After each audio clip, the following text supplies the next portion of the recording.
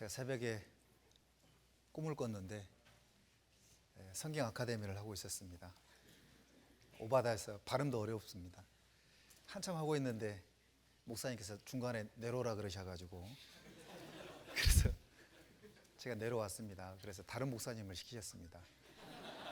그 목사님은 시작하자마자 내려오시라고 이렇게 얘기하셔가지고 제가 속으로 다행이다 그 생각을 하고 있었습니다. 오늘 아침에 출근하자마자 꿈속에 뵀던 그 목사님, 바로 내려오라고 했던 그 목사님을 뵀습니다. 그래서 속으로 좀 미안하더라고요. 뭐든지 간절하면 꿈에서도 나타나는구나, 그런 생각을 했습니다. 한편으로 어떤 분들은 진짜 간절하게 주님을 사랑하는 사람은 꿈에서도 주님이 나타나겠다, 그런 생각을 좀 하게 됐습니다. 오늘 말씀을 들으러 오신 귀하신 형제 자매님들도 하나님을 사랑해서 말씀을 통해서 온전하게 내 것이 될 수 있도록, 자기 것이 될 수 있도록 넓은 마음으로 또 말씀 앞에 나왔으리라 믿습니다. 함께 기도하고 시작하도록 하겠습니다. 우리를 구원하여 주신 고마우신 우리 구주 하나님 아버지, 참으로 주님 앞에 감사를 드립니다. 우리를 구원해 주시고 주님의 몸된 교회 가운데 두시고 하나님의 귀한 복음의 일꾼으로 삼아 주심을 감사드립니다. 충성되지 못하고 또 늘 주님 앞에 연약하기 그지없는 저희들에게 충성된 복음의 일꾼으로 삼아 주시고 하나님 보시기에 늘 귀한 일꾼으로 주님께서 삼아 주셨습니다. 우리에게 주님의 능력이 필요하고 또 주님의 지혜가 필요한 줄 알고 있습니다. 이 시간 주님께서 친히 함께 하셔서 우리 각 사람에게 필요한 말씀을 마음 가운데 심기어 주셔서 하나님의 사람으로 더욱 귀하게 쓰임받을 수 있도록 도와주시옵소서. 또 이곳에 함께하지 못하신 형제자매님들 발걸음을 교회 안으로 재촉시켜 주시고, 또 혹 우리 가운데 병중에 계신 분들, 또 마음의 신앙의 어떤 문제를 겪고 있는 형제자매님들이 계시다면 하나님께서 말씀으로 붙들어 주시고 또 교회 안으로 주님께서 친히 인도하셔서 늘 주님 앞에 영광 돌리며 살아갈 수 있도록 이끌어 주시옵기를 바라고 원합니다. 지금도 해외 지역에서 복음을 전하시며 수고하고 계시는 선교사님들, 그리고 가족들, 그리고 교회들, 주님이 늘 함께 하셔서 그 어려운 가운데서도 늘 믿음을 잃지 않도록 믿음이 주님 앞에 견고해질 수 있도록 역사하여 주시고 많은 영혼들이 구원받고 교회가 든든히 세워지기를 주님 앞에 간구드립니다. 또한 전국에서 계속해서 복음이 증거되고 있습니다. 전국의 모든 교회들이 주님 앞에 부흥되는 그런 교회가 될 수 있도록 인도해 주시옵소서. 귀한 한 시간 주님께 모든 것을 맡기고 의지합니다. 우리를 사랑하시는 고마우신 우리 구주 예수님 이름으로 기도드렸습니다. 아멘. 성경 찾겠습니다. 오바다서 1장입니다.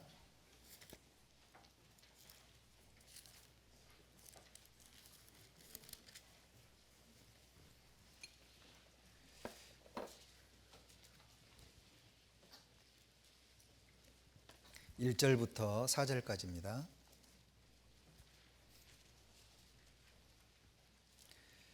(1절부터) (4절까지)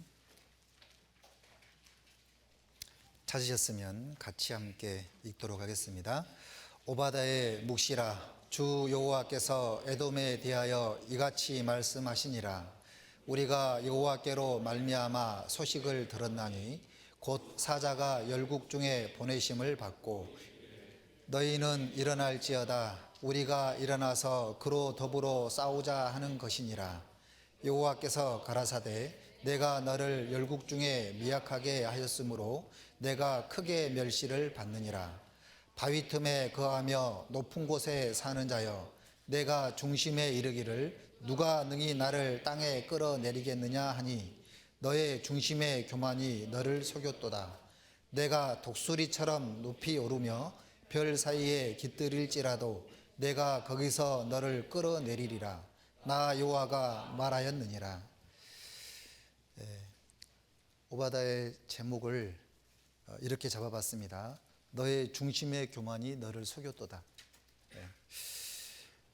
여기 유인물을 통해서 이렇게 우리에게 유익되는 것을 좀 읽어보도록 하겠습니다.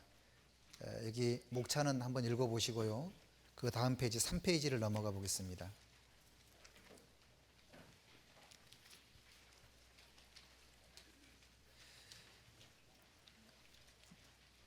제목을 보도록 하겠습니다.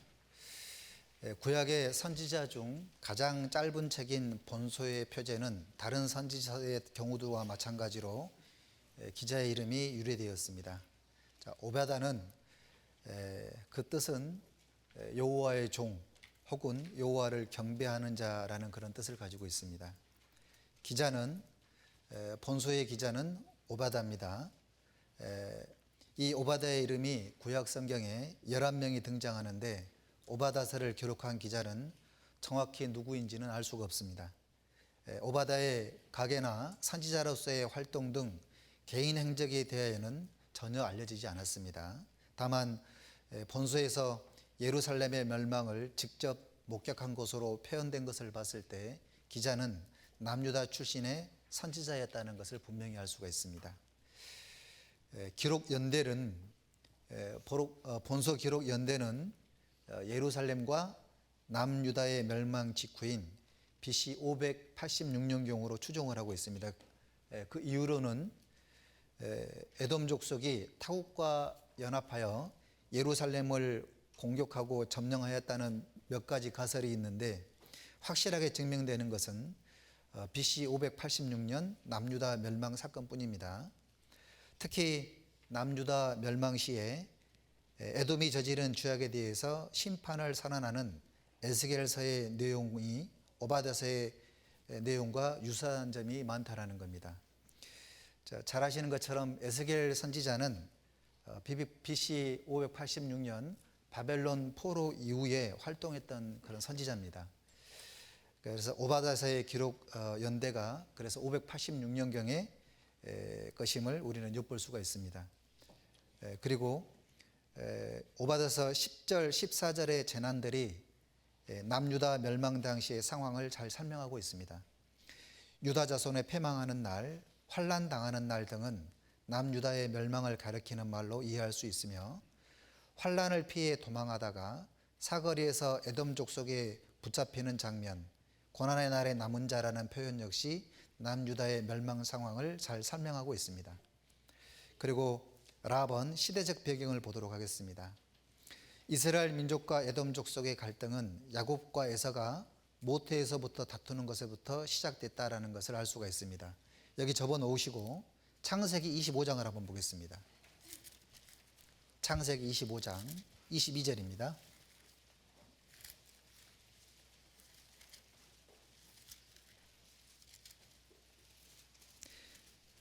22절부터 23절까지입니다. 제가 읽어드리도록 하겠습니다.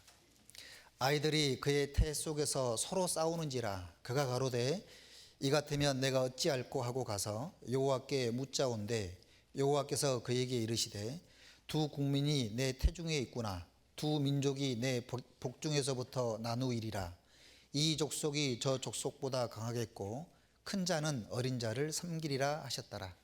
여기 두 국민이 태중에 있고 두 민족이 내 복중에서부터 나뉘으리라 그랬는데 야곱과 에서를 말씀하고 있죠. 야곱은 나중에 이름이 바뀌어서 이스라엘로 바뀌고 또 이스라엘 민족으로 바뀌게 됩니다. 에서의 후손들은 에돔 족속이 되는 거죠. 그래서 여기 하나님께서는 에돔 족속을 이스라엘 민족의 형제 나라로 인정하셨습니다. 이스라엘 민족은 출애굽 이후에 가나안까지 가는 광야길에서 고된 여정 가운데 있었습니다. 이스라엘은 에돔 지역을 통과하여 가나안 땅으로 가려고 했습니다. 하나님께서는 지름길을 통과하기 위해 형제국인 에돔과 싸우는 것을 금지했으며 율법을 주실 때에도 이스라엘로 귀환한 에돔 사람의 3대 후손은 여호와의 총회에 참여할 수 있도록 허락하셔서 사실상 선민이 될 수 있는 길을 열어주셨습니다. 이런 걸 봤을 때 하나님께서는 이스라엘의 형제 국가인 에돔을 늘 배려하고 사랑했다라는 걸 알 수가 있습니다. 그러나 에돔 족속은 출애굽한 이스라엘 민족의 길을 고의적으로 방해를 했을 뿐만 아니라 BC 586년 바벨론과 함께 연합을 해가지고 남유다를 멸망시키기까지 계속해서 이스라엘 민족을 대적을 하게 됩니다. 이러한 에돔 족속에 관하여 주어졌던 성경의 첫 예언은 그들이 이스라엘 민족의 종이 되리라라는 것이었으며, 에돔이 이스라엘 민족을 대적하기 시작했을 때에 많은 선지자들이 에돔의 멸망을 예언을 했습니다. 아모스서를 한번 보겠습니다. 구약성경 아모스 1장입니다.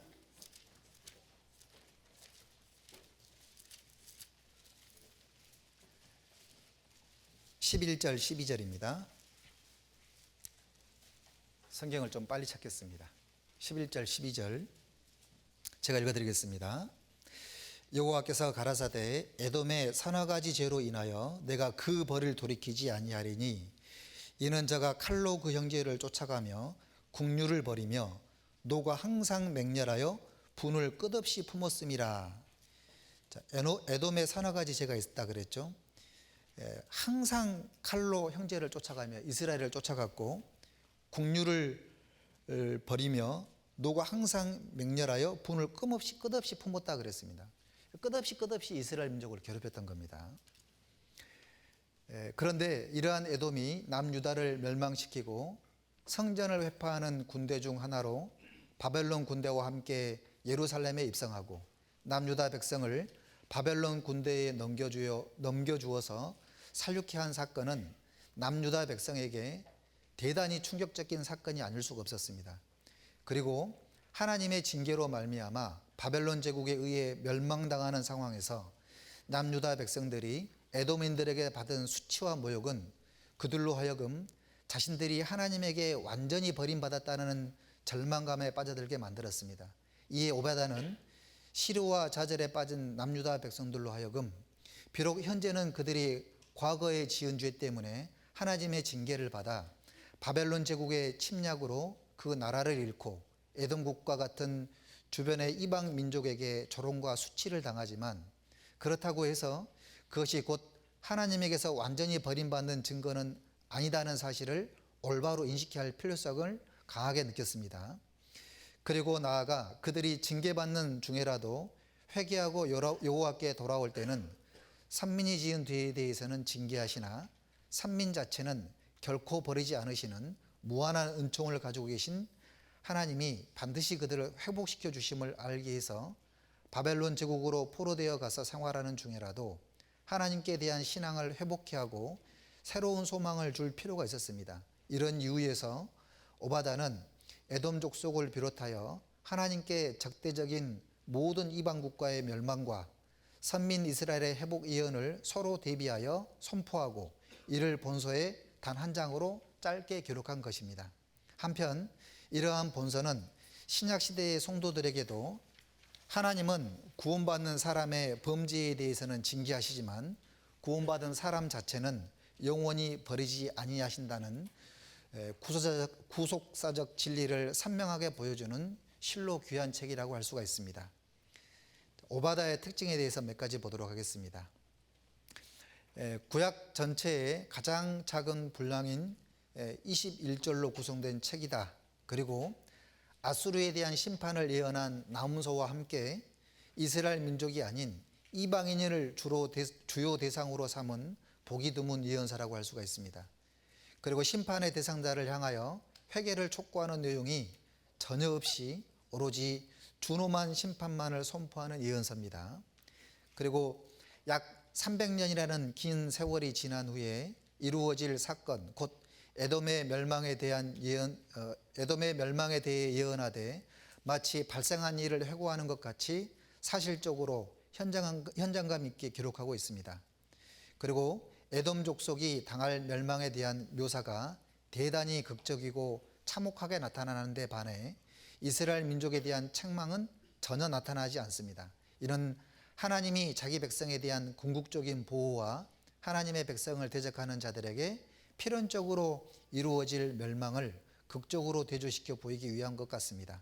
그리고 세상 끝날 세계 만국이 여호와께 속하게 되는 하나님 나라의 도래에 대한 확신이 잘 나타나 있습니다. 오바다서의 내용 전개 두 번째 단락에 보게 되면, 즉 본서는 짧지만 에돔의 멸망과 산민 이스라엘 회복 예언을 서로 대조적으로 기록함으로써 여호와의 날, 곧 세상 끝날에 예수 그리스도를 통해 주신 구속의 복음을 믿는 믿음의 요구에 의해서 성도와 불신자를 심판하실 최후 심판의 양면성을 그 어떤 선지자보다 선명하게 드러내고 있습니다. 이러한 본서는 내용상 크게 두 부분으로 구분할 수가 있습니다. 전반부는 에돔의 멸망에 대한 예언과 그 이유를 기록하고 있고, 후반부는 하나님께 적대적인 세계 만국에 대한 심판과 선민 이스라엘의 회복과 궁극적인 승리에 대해서 기록을 하고 있습니다. 그래서 오베다서는 아주 쉬우면서도 간략하게 되어 있습니다. 1부와 2부로 나눠지게 되는데, 1부는 1절부터 14절까지 에돔의 멸망에 대한 예언이 나와 있고, 15절부터 21절은 여호와의 날 도래에 대한 예언이 나와 있습니다. 개헌은 한번 읽어보시고요, 장절을 한번 요약해 보도록 하겠습니다. 7페이지입니다.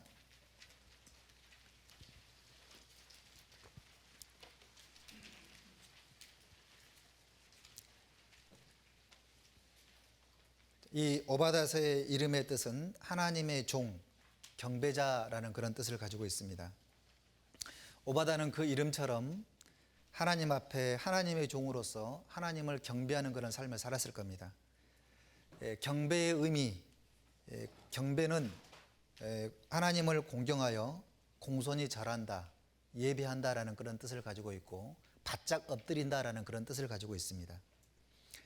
자, 경배는 그 대상의 주 되심을 인정하는 행위로, 경배받으시는 그분만이 생사화복을 주관하시는 이로써 홀로 영광 받으실 분이심을 고백하고 찬양하는 행위다. 그런 점에서 오직 하나님만이 우리 인생들의 경배를 받으시기에 합당하신 분이다라는 겁니다. 창세기 22장을 한번 보겠습니다. 창세기 22장 5절입니다.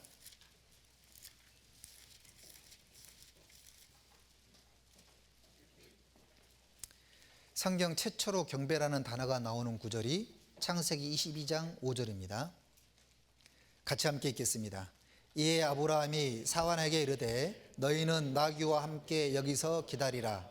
내가 아이와 함께 저기 가서 경배하고 너희에게 돌아오리라 하고, 여기 아브라함은 이삭을 하나님께 드릴 때에 주인 되심을 인정했고, 그리고 마땅히 주님이 받으셔야 함도 인정을 하게 됩니다. 그리고 자기가 가장 아끼던 이삭을 하나님께 드립니다.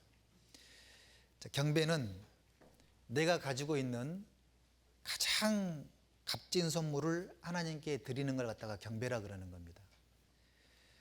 아무런 희생 없이 생각 없이 드려지는 그런 값싼 행위가 아니라, 이 아브라함은 자기 아들 이삭에게 온통 사로잡혀 있었을 때, 그때에 하나님께서 아브라함에게 이삭을 바치라고 명령하십니다. 이 아브라함은 하나님께 이삭을 드릴 때에 헌신하고 복종하게 되는 거죠.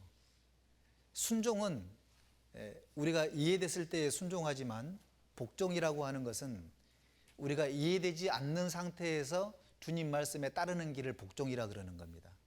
순종이 쉽겠어요? 복종이 쉽겠어요? 복종이 그만큼 어려운 겁니다. 내가 이해가 안 되니까 그러는 거예요. 그래서 이 경배라고 하는 것, 하나님께 경배하겠다 그랬잖아요. 모든 것이 주님 것이다. 주님 것이기 때문에 주님께 드려지는 것은 마땅하다라고 했던 겁니다.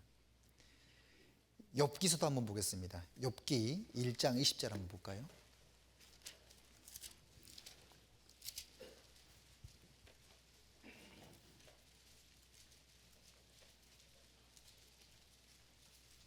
욥기 1장 20절부터 22절까지입니다.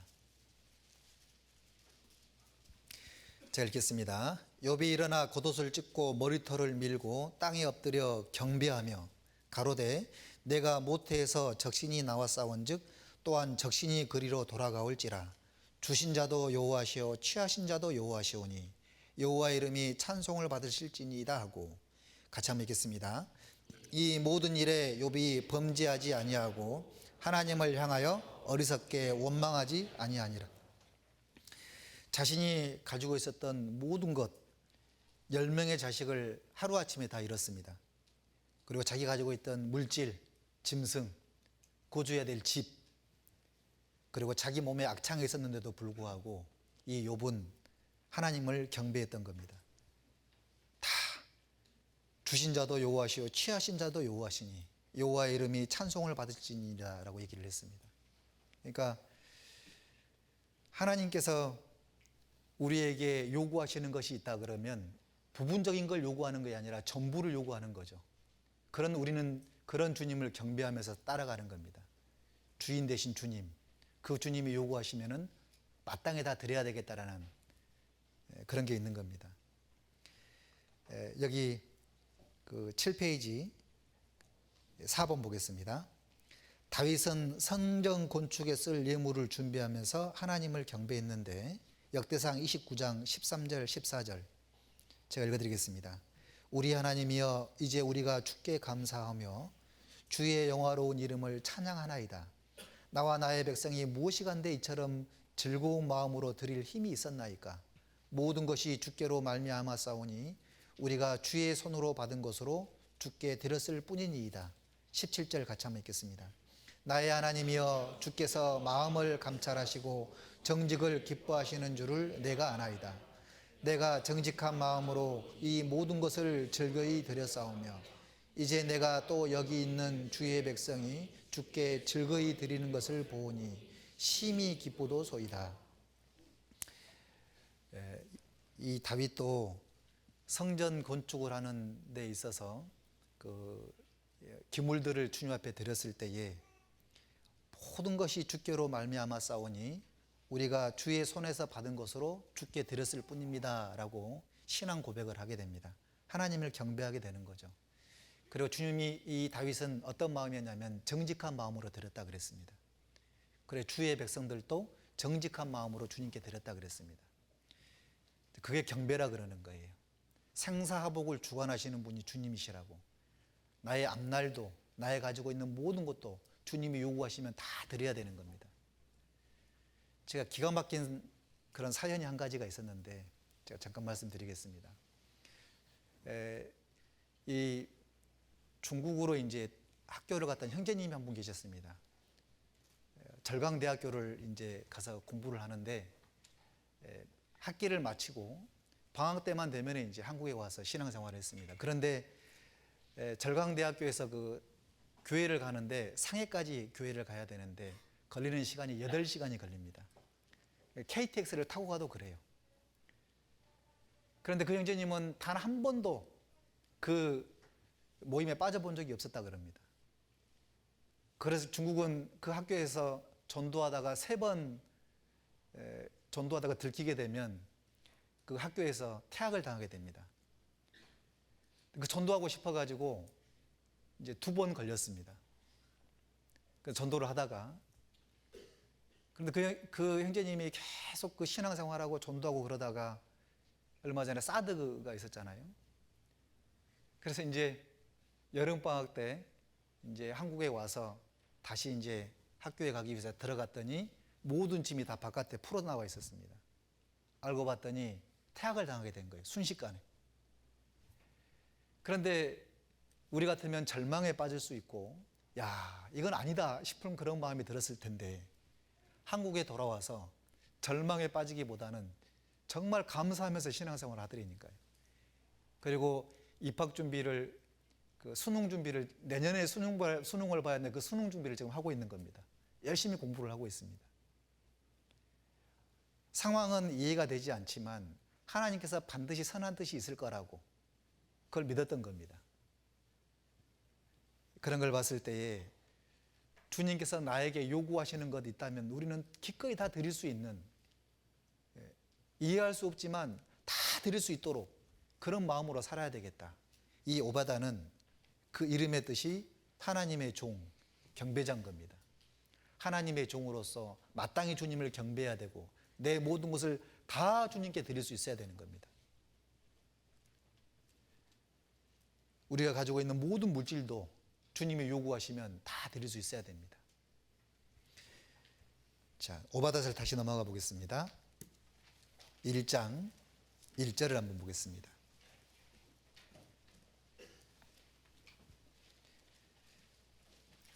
오바다의 묵시라. 주 여호와께서 에돔에 대하여 이같이 말씀하시니라. 우리가 여호와께로 말미암아 소식을 들었나니 곧 사자가 열국 중에 보내심을 받고 이르기를 너희는 일어날지어다. 우리가 일어나서 그로 더불어 싸우자 하는 것이니라. 여기 오바다의 묵시라 그랬죠. 묵시라는 뜻은 하나님께 받은 메시지를 의미하고 있는 겁니다.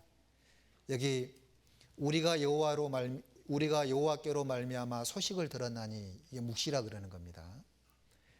자신의 메시지가 아니라 하나님께로부터 왔기 때문에 하나님의 권위를 가지고 메시지를 시작하고 있는 겁니다.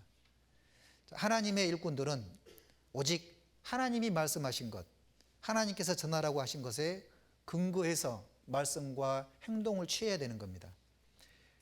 우리 구원받은 그리스도인들은 삶의 모든 순간에도 하나님의 말씀을 더하거나 빼서는 안 되며 말씀을 우리가 전할 때 성경에 기록된 대로 전해야 되는 겁니다.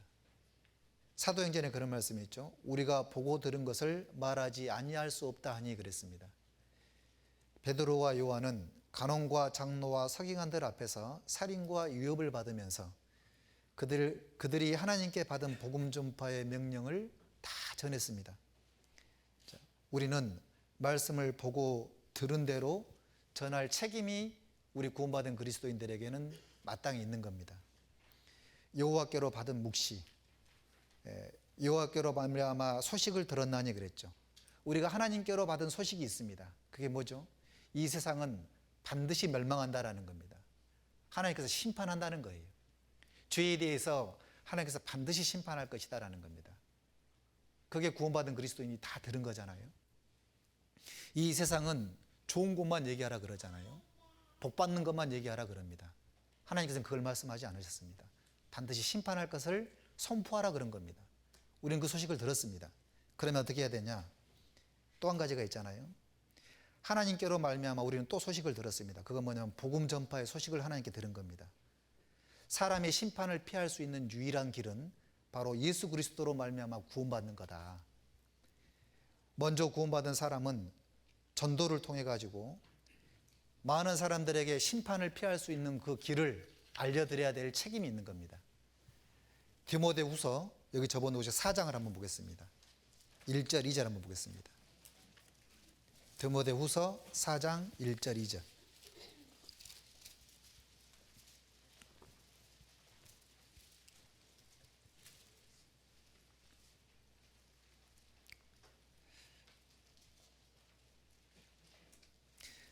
하나님 앞과 산자와 죽은 자를 심판하실 그리스도 예수 앞에서 그의 나타나실 것과 그의 나라를 두고 엄히 명하노니 너는 말씀을 전파하라. 때를 얻든지 못 얻든지 항상 힘쓰라. 범사의 오래 참음과 가르침으로 경책하며 권고하며 권하라. 우리는 하나님께로 말미암아 이 소식을 들었습니다. 너는 말씀을 전파하라는 겁니다. 때를 얻든지 못 얻든지. 때를 얻든지라는 뜻은 좋은 때를 얘기하는 거고, 때를 못 얻든지 이 말은 복음을 전파하기에 매우 어려운 그런 때를 가리키고 있는 겁니다. 이때 당시에 바울이 디모데에게 서신서를 보냈는데 잘 아시는 것처럼 로마 당국에 의해 가지고 기독교 박해가 한참 진행되고 있었습니다. 복음을 전하면 멸망되는, 언제 죽을지 모르는 그런 상황에 놓였던 겁니다. 그런데도 복음 전하는 자의 자세를 말씀하고 있는 거잖아요. 어떠한 환경에서든지 간에 말씀을 전파하라는 겁니다. 때를 얻든지 못 얻든지. 그 다음에 항상 힘쓰라 그러는 거예요. 사람이 듣든지 아니 듣든지 항상 전파하라는 겁니다. 지금은 해외 선교사님으로 계시는 목사님이 한 분 계셨습니다. 경비원부터 시작해가지고 사장님까지 14명이 그 임원진부터 시작을 해가지고 14명이 그 회사를 그만둬가지고 이렇게 다른 사람이 회사에 들어오고 해가지고 가만히 교회에서 부름을 받았을 때에 경비실부터 시작해가지고 사장님까지 단 한 사람도 이 말씀을 전하지 않은 적이 없었다 그럽니다. 틈만 나면 복음을 전했다 그럽니다. 그래서 항상 감사했던 것은 직장에 있는 모든 사람들에게 한 명도 빠짐없이 말씀을 들을 수 있는 그 기회를 제공했다 그럽니다. 주님께서 우리에게 이렇게 말씀하셨습니다. 내가 바울이 그랬잖아요. 내가 복음을 전할지라도 자랑할 것이 없음은 부득불 할 일임이라. 만일 복음을 전하지 않으면 내게 화가 있음이라 그랬습니다. 에스겔서에서도 그런 말씀이 있죠. 이 사람은 죄 가운데 자기 죄 가운데서 죽을 거다. 그렇지만 이 사람의 피값에 대해서는 너에게 묻겠다 그랬습니다. 구원받은 그리스도인들에게 묻겠다 그랬죠. 누구든지 자기 친족, 자기 가족을 돌아보지 않는 자는 믿음을 배반한 자요 불신자보다 더 악한 자라 그랬습니다. 그래서 우리들에게는 일사각오의 그런 마음이 있어야 됩니다.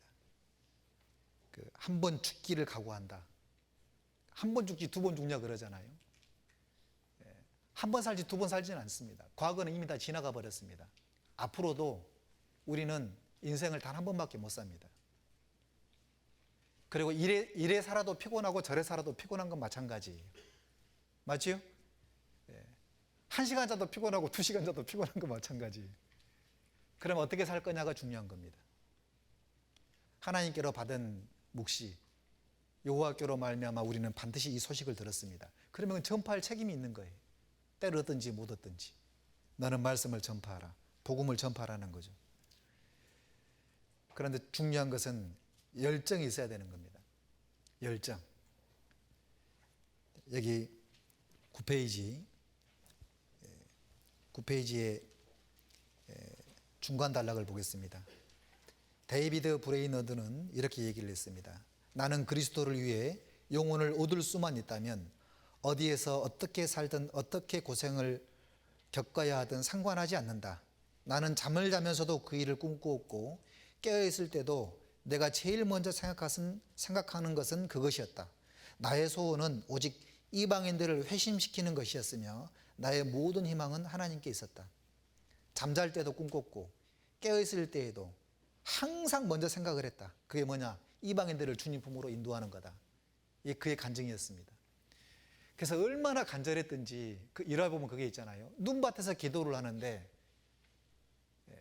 땀을 너무 많이 흘려가지고 그 주위에 있는 눈밭이 다 녹아버렸다 그러는 그런 일화가 있습니다. 데이비드의 생애를 보게 되면 그게 나와 있잖아요. 그처럼 이 데이비드 브레이너드는 열정적이었습니다. 그러나 그는 너무 일찍 죽었습니다. 젊은 나이에 죽었어요. 그러나 그는 오래 살았던 사람보다 훨씬 더 하나님 보시기에 힘 있는 삶을 살았던 거죠. 루비 레이첼 캔드릭스가 이런 얘기를 했습니다. 처녀의 몸으로 24살 때 한국에 와서 그는 9개월 만에 안타깝게도 죽게 됩니다. 그가 이런 얘기를 했죠. 만일 내게 1000개의 생명이 있다면 그 모두를 한국에 바치겠다. 존 낙서는 이런 얘기를 했습니다. 나에게 이 민족을 주시옵소서, 아니면 죽음을 주시옵소서. 휘필드는 주여 내게 영혼을 붙여주시거든지 아니면 내 영혼을 데려가 주십시오. 페루에 있던 선교사님이 이런 간증을 했습니다. 하나님, 제가 이 땅에 하나님 앞에 쓰임받지 못하는 그런 사람이라면 저를 데려가 주십시오. 그러나 제가 주님 앞에 쓰임받을 수 있는 그런 사람이라면 주님 제게 기회를 주십시오. 그러면서 페루로 갔습니다. 이들은 모두 이런 삶을 살았을 겁니다. 한자에 보니까 백절불구라는 그런 한자가 있습니다. 그게 무슨 뜻이냐면 100번 꺾어도 굴하지 않는다는 뜻으로 어떤 어려움에도 굽히지 않는다라는 그런 뜻을 가지고 있습니다. 왜 그러냐? 하나님께로 받은 메시지, 하나님께로 말미암아 분명한 소식을 들었기 때문에 그렇습니다. 그게 뭐냐면 죽음 건너편에 반드시 천국과 지옥이 있다라는 겁니다. 그래서 우리는 하나님께로 받은 이 메시지를 모든 사람들에게 때를 얻든지 못 얻든지 전할 그런 책임이 있는 겁니다. 또 오바다서를 넘어가 보도록 하겠습니다. 1장 1절.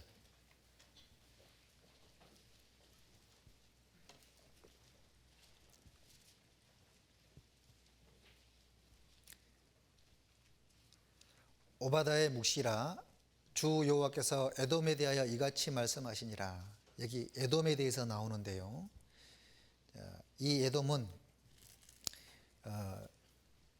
9페이지 1번에 보게 되면 육에 속한 사람 곧 세상의 모형이다 그랬습니다. 에돔은 에서가 한 민족으로 확장된 것입니다. 에서는 육신적이고 거만하고 반역적인 사람이었습니다. 에돔의 파멸은 육신적인 것은 파멸할 수밖에 없다는 것을 우리에게 교훈해 주고 있습니다.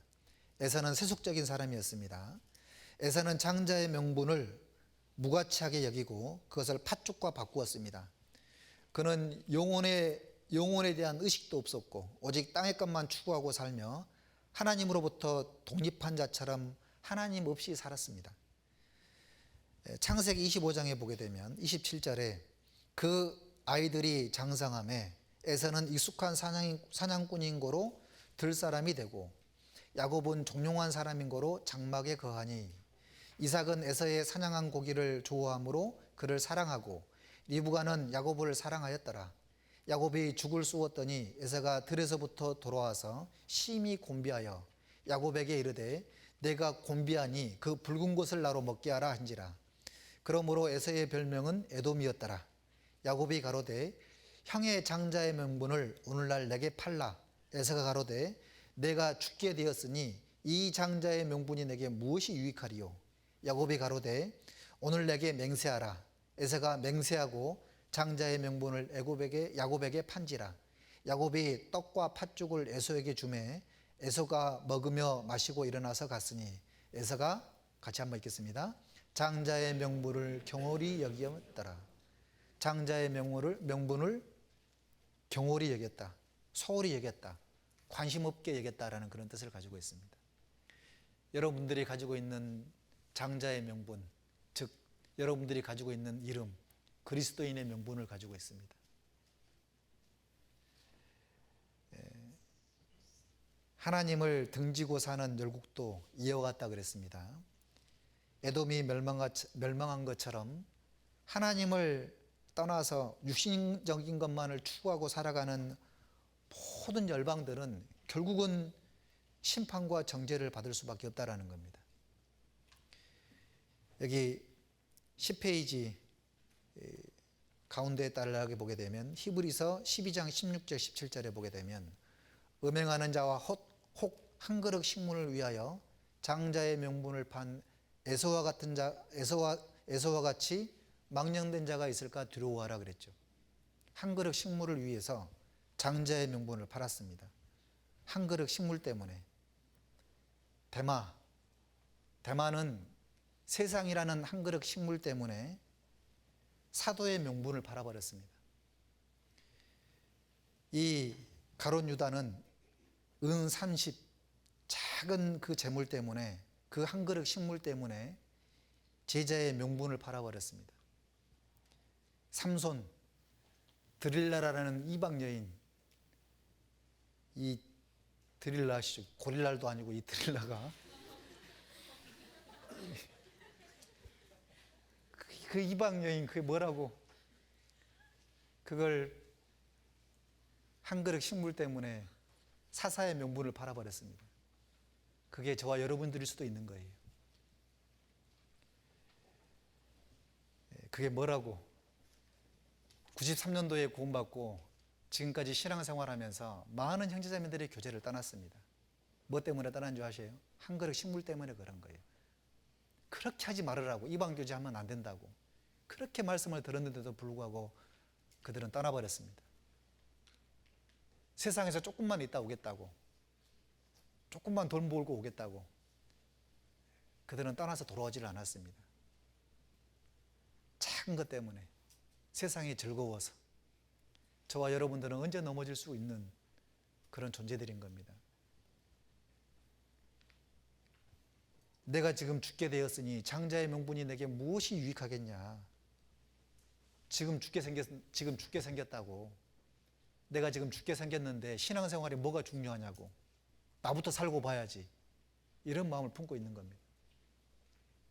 왜 그런 마음이 있는 사람들은요, 신앙생활, 교회를 경홀히 여기는 거고 쉽게 여기는 거고 하나님을 너무나 쉽게 여기는 겁니다. 반면에 야곱을 보십시오. 야곱은 하나님을 너무나도 사랑한 사람이었습니다. 그는 영적인 것을 사모하는 사람이었고 영원한 축복이 하나님께 있음을 알았습니다. 그래서 우리는 이 야곱을 본받아 가지고 하나님의 말씀을 사랑하고 즐거이 순종하고 영생의 축복을 주신 우리 주님을 중심으로 사랑하고 기뻐하는 그런 삶을 살아야 되는 것을 말씀하고 있습니다. 마르다와 마리아 아시죠? 예수님을 초대를 했는데 이 마르다는 음식 준비하는데 마음이 막 분주했습니다. 마리아는 어떻게 했죠? 예수님의 발 아래 앉아서 말씀을 들었습니다. 예수님께서 평가해 주셨죠. 마리아는 좋은 편을 택했다고. 마리아가 하나님의 말씀이 깨달아지니까, 영원한 것을 알으니까, 영원한 것이 얼마나 중요한 걸 깨달으니까 자기가 가지고 있는 전부였던 향료값을 주님 앞에 발 아래 깨뜨렸습니다. 주님께 바쳤습니다. 주님의 말씀을 사랑하는 사람들이 그렇게 하는 겁니다. 주님의 말씀을 사랑하는 사람들이 우리가 가지고 있는 이 그리스도인이라는 이 어마어마한 이 직분을 결코 소홀히 여기지 않을 겁니다. 자, 육에 속한 사람 곧 세상의 모형이다 그랬고 10페이지 여기 두 번째 단락을 2번 보겠습니다. 10페이지 밑에 2번 에돔이 살 수 있는 길은 회개하는 것이었습니다. 에돔에 대한 회개의 말씀이 오바다에서는 없지만 이미 이사야 선지자를 통해서 회개의 메시지를 선포를 했습니다.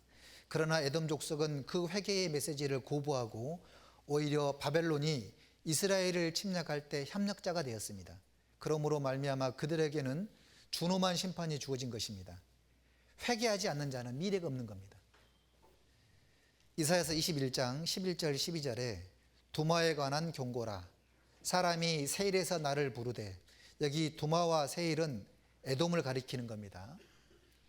파수꾼이여 밤이 어떻게 되겠느냐. 파수꾼이여 밤이 어떻게 되겠느냐. 파수꾼이 가로되 아침이 오리니 밤도 오리라. 내가 물으려거든 물으라. 너희는 돌아올지니라. 자, 아침은 밝을 때, 좋을 때, 기쁠 때를 얘기하는 거고, 밤은 캄캄하고 어둡고 고난과 역경을 얘기하고 있는 겁니다. 인생에 좋을 때도 있지만 밤이 반드시 찾아온다. 고난, 역경, 고통, 큰 고통, 그때 회개하고 돌이킬 것을 말씀하고 있는 겁니다. 그런데 이 에돔은 끝까지 이 경고를 무시했습니다. 자, 여기 예화를 한번 보도록 하겠습니다. 펜실베니아주의 한 댐을 조사한 기술자들은 인근 주민들에게 경고를 했습니다. 이 위에 있는 조수댐은 안전하지 않으니 이주하는 것이 좋을 것입니다. 그러나 마을 주민들은 코숨을 쳤습니다. 그해 가을에 주사단이 와서 다시 경고를 했지만 마찬가지였습니다. 자, 있을지 없을지 모르는 일이 아닌가. 우리가 겁먹을 필요가 없다. 그러나 마지막 경고가 있은 지 보름이 못 돼가지고 1889년 5월 31일 그 댐은 홍수로 무너지고 말았습니다. 이 댐의 붕괴로 존스타운 주민 중 2200명이 삽시간에 몰살을 하게 된 겁니다. 계속 경고를 무시했던 겁니다. 다 죽은 거예요. 회개할 수 있을 때 회개하라는 겁니다. 자, 3번 보겠습니다. 에돔은 복음을 대적하는 모든 민족과 모든 세력을 예표하고 있습니다.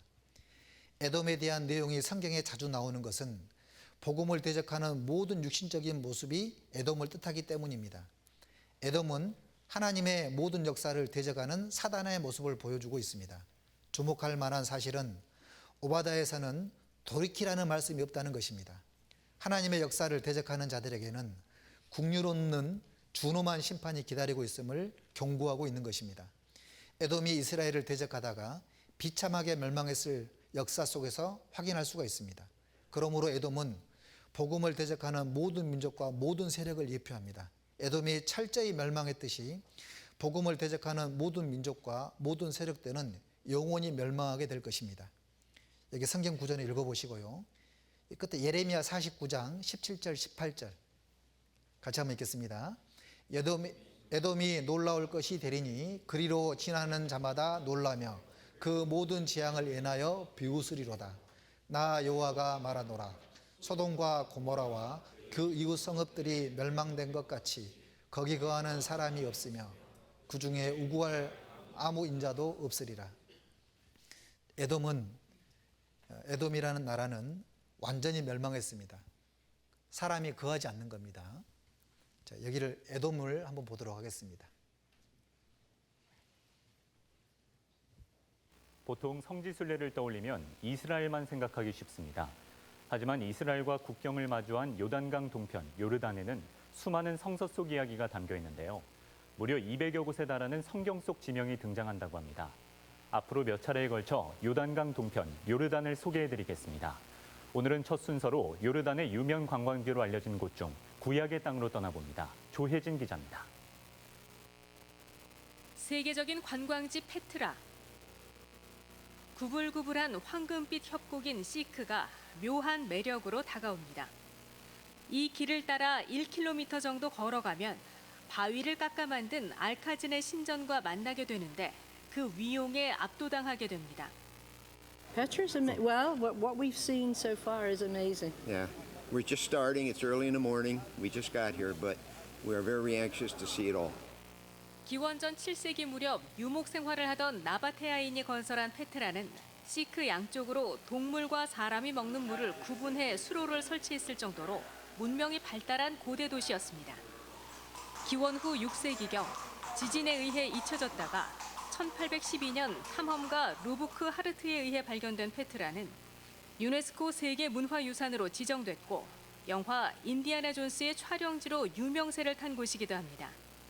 마치 시간이 멈춘 듯한 이곳 페트라는 요르단의 유명한 관광지이기도 하지만 성서의 이야기를 만날 수 있는 곳이기도 합니다.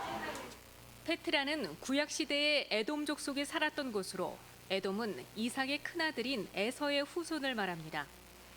이 에돔 족속은 페트라를 통과해 약속의 땅으로 가겠다는 출애굽한 이스라엘 백성의 요청을 거부하기도 했습니다. 에돔 족속들이 바위 틈에 거주하고 높은 곳에 자리 잡고 그 모습이 성경에 나와 있는데 그 모습과 거의 흡사하다 이렇게 볼 수 있죠. 구약에 있는 에돔에 사는 모습을 우리가 페트라를 봄으로 인해서 아주 쉽게 와닿게 되는 거죠. 페트라에서 자동차로 이게 에돔인 겁니다. 자, 하나님을 대적하게 되면 이렇게 산산이 무너진다 그랬습니다. 얘가 페트라, 그 옛날 에돔입니다. 자, 여기 에돔 사람들은 여기 이렇게 성을 짓고 집을 짓고 살았습니다. 여기 전쟁을 하러 갈 수가 없는 거예요. 지형적인 조건 때문에. 그래서 이 에돔 사람들은 너무 교만했던 겁니다. 누가 우리를 치겠느냐. 아무도 우리를 치지 못한다 그랬습니다. 이런 지형에 전쟁을 하러 가기가 어려운 겁니다. 이게 바위를 깎아서 집을 지었습니다. 입구가 이렇게 좁은 겁니다. 아무리 많은 군대가 쳐들어간다 할지라도 입구가 좁기 때문에 적은 숫자만이 들어갈 수밖에 없는 겁니다. 이게 에돔입니다. 그래서 여기 보시면 도마뱀도 못 사는 거예요. 이렇게. 흉측한 모습으로 있죠. 결국 하나님을 대적하게 되면 이렇게 될 것이다라는 것을 예표로 보여주고 있습니다. 자, 12페이지 4번. 오바다서 1장 2절입니다. 여호와께서 가라사대 내가 너를 열국 중에 미약하게 하였으므로 내가 크게 멸시를 받느니라. 자, 내가 너를 열국 중에 미약하게 하였으므로 그랬습니다. 18절에 보게 되면 야곱 족속은 불이 될 것이요 요셉 족속은 불꽃이 될 것이며 에서 족속은 초계가 될 것이라. 에돔을 미약하게 만드신 분이 하나님이셨습니다. 그러나 에돔은 멸망의 군원이 하나님께로 왔음을 알지 못했고 멸망의 군원이 자신들에게 있음도 깨닫지 못했던 겁니다. 미약하게 만드신 분이 하나님이신데도 불구하고 그들은 깨닫지 못했던 거예요. 어리석은 자는 교훈이 되는 겁니다. 문제가 생기면 눈에 보이는 상황만 보고 오로지 그 문제를 해결하는 데 초점을 둡니다. 어려운 상황을 만나거나 공경에 처할 때 하나님과의 관계에서 원인을 찾아야 되는데 그렇지 않는 겁니다. 그리고 그 문제의 원인이 자신에게 있음을 깨닫고 돌이켜야 됩니다. 남의 탓을 하거나 상황만 바라보며 문제 해결에만 급급하게 되면 영적인 깨달음을 얻지 못하고 결국 하나님을 원망하게 됩니다. 에돔의 실패를 통해서 우리는 교훈을 얻을 필요가 있습니다. 자, 다음 페이지에 넘어가 보겠습니다. 로마서 15장 4절에 그런 말씀이 있죠. 자, 무엇이든지 전에 기록한 바는 우리의 교훈을 위하여 기록된 것이니 우리로 하여금 인내로 또는 성경의 안으로 소망을 가지게 함이니라 그랬습니다. 성경에 기록된 것은 다 우리에게 교훈을 위함인 것이고 우리에게 일어나는 사건, 사고들은 전부 다 우리에게 교훈을 주기 위함인 것입니다.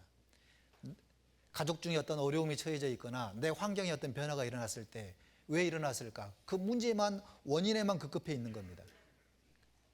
그 모든 문제의 원인은, 근본 문제는 하나님이 주신 건데, 그리고 하나님께서 이 주신 이유가 무엇인지 자기에게 원인이 있음을 깨닫고 뭔가 돌이켜고 하나님 앞에 바르게 살려고 하는 그런 마음이 있어야 되는데, 우리는 이 에돔 족속처럼 하나님께서 미약하게 하셨다라는 것을 깨닫지 못했을 때에는 우리의 신앙은 멈춰져 버리는 겁니다. 성장이 없는 거예요. 자, 오바댜서 1장 3절 또 한번 보겠습니다. 13페이지. 바위 틈에 거하며 높은 곳에 사는 자여 내가 중심에 이르기를 누가 능히 나를 땅에 끌어내겠느냐 하니 너의 중심의 교만이 너를 속였도다. 자, 에돔은 오바댜서의 가장 큰 핵심은 에돔의 교만입니다. 왜 교만했냐? 교만의 동기는 1번 지리적인 위치에서 기인한 유리한 조건 때문이었습니다. 에돔의 거주지는 해발 1500m에 위치한 험준한 바위로 둘러싸여 있는 찬회의 요새였습니다. 그들은 이 요새에서 바위를 파내고 집을 지었습니다. 출입구는 단 한 군데밖에 없었고 성 입구에서의 높이는 200m였고 그리고 계곡과 아래로는 좁은 협로가 1.4km나 펼쳐져 있었습니다. 아무리 많은 군대가 쳐들어와도 맹인 5명만 있으면 성을 지킬 수 있다는 그런 속담까지 있을 정도였습니다. 여기 내가 중심에 이르기를 그랬죠. 교만은 마음의 생각에서부터 시작이 됩니다. 교만에 치우친 나머지 교만한 질문을 스스로에게 던졌습니다. 뭐라 그랬냐면 누가 능히 나를 땅에 끌어내겠느냐라는 겁니다.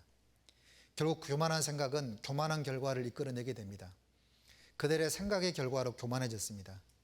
교만해진 에돔은 유리한 지형을 주신 하나님께 감사하기는커녕 하나님께 영광을 돌리려는 생각도 아예 하지 않게 되었습니다.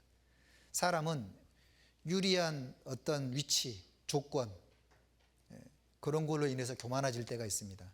사람은 출신, 배경, 환경, 그리고 고학력, 사회적인 지위, 신분으로 인한 그런 걸로 인해서 교만해질 수가 있습니다. 심지어는 육신적인 나이, 외모를 가지고도 우리는 교만해질 수가 있습니다. 그죠? 요즘 그 유행이다면서요. 금수저, 흙수저. 금수저로 태어나냐고.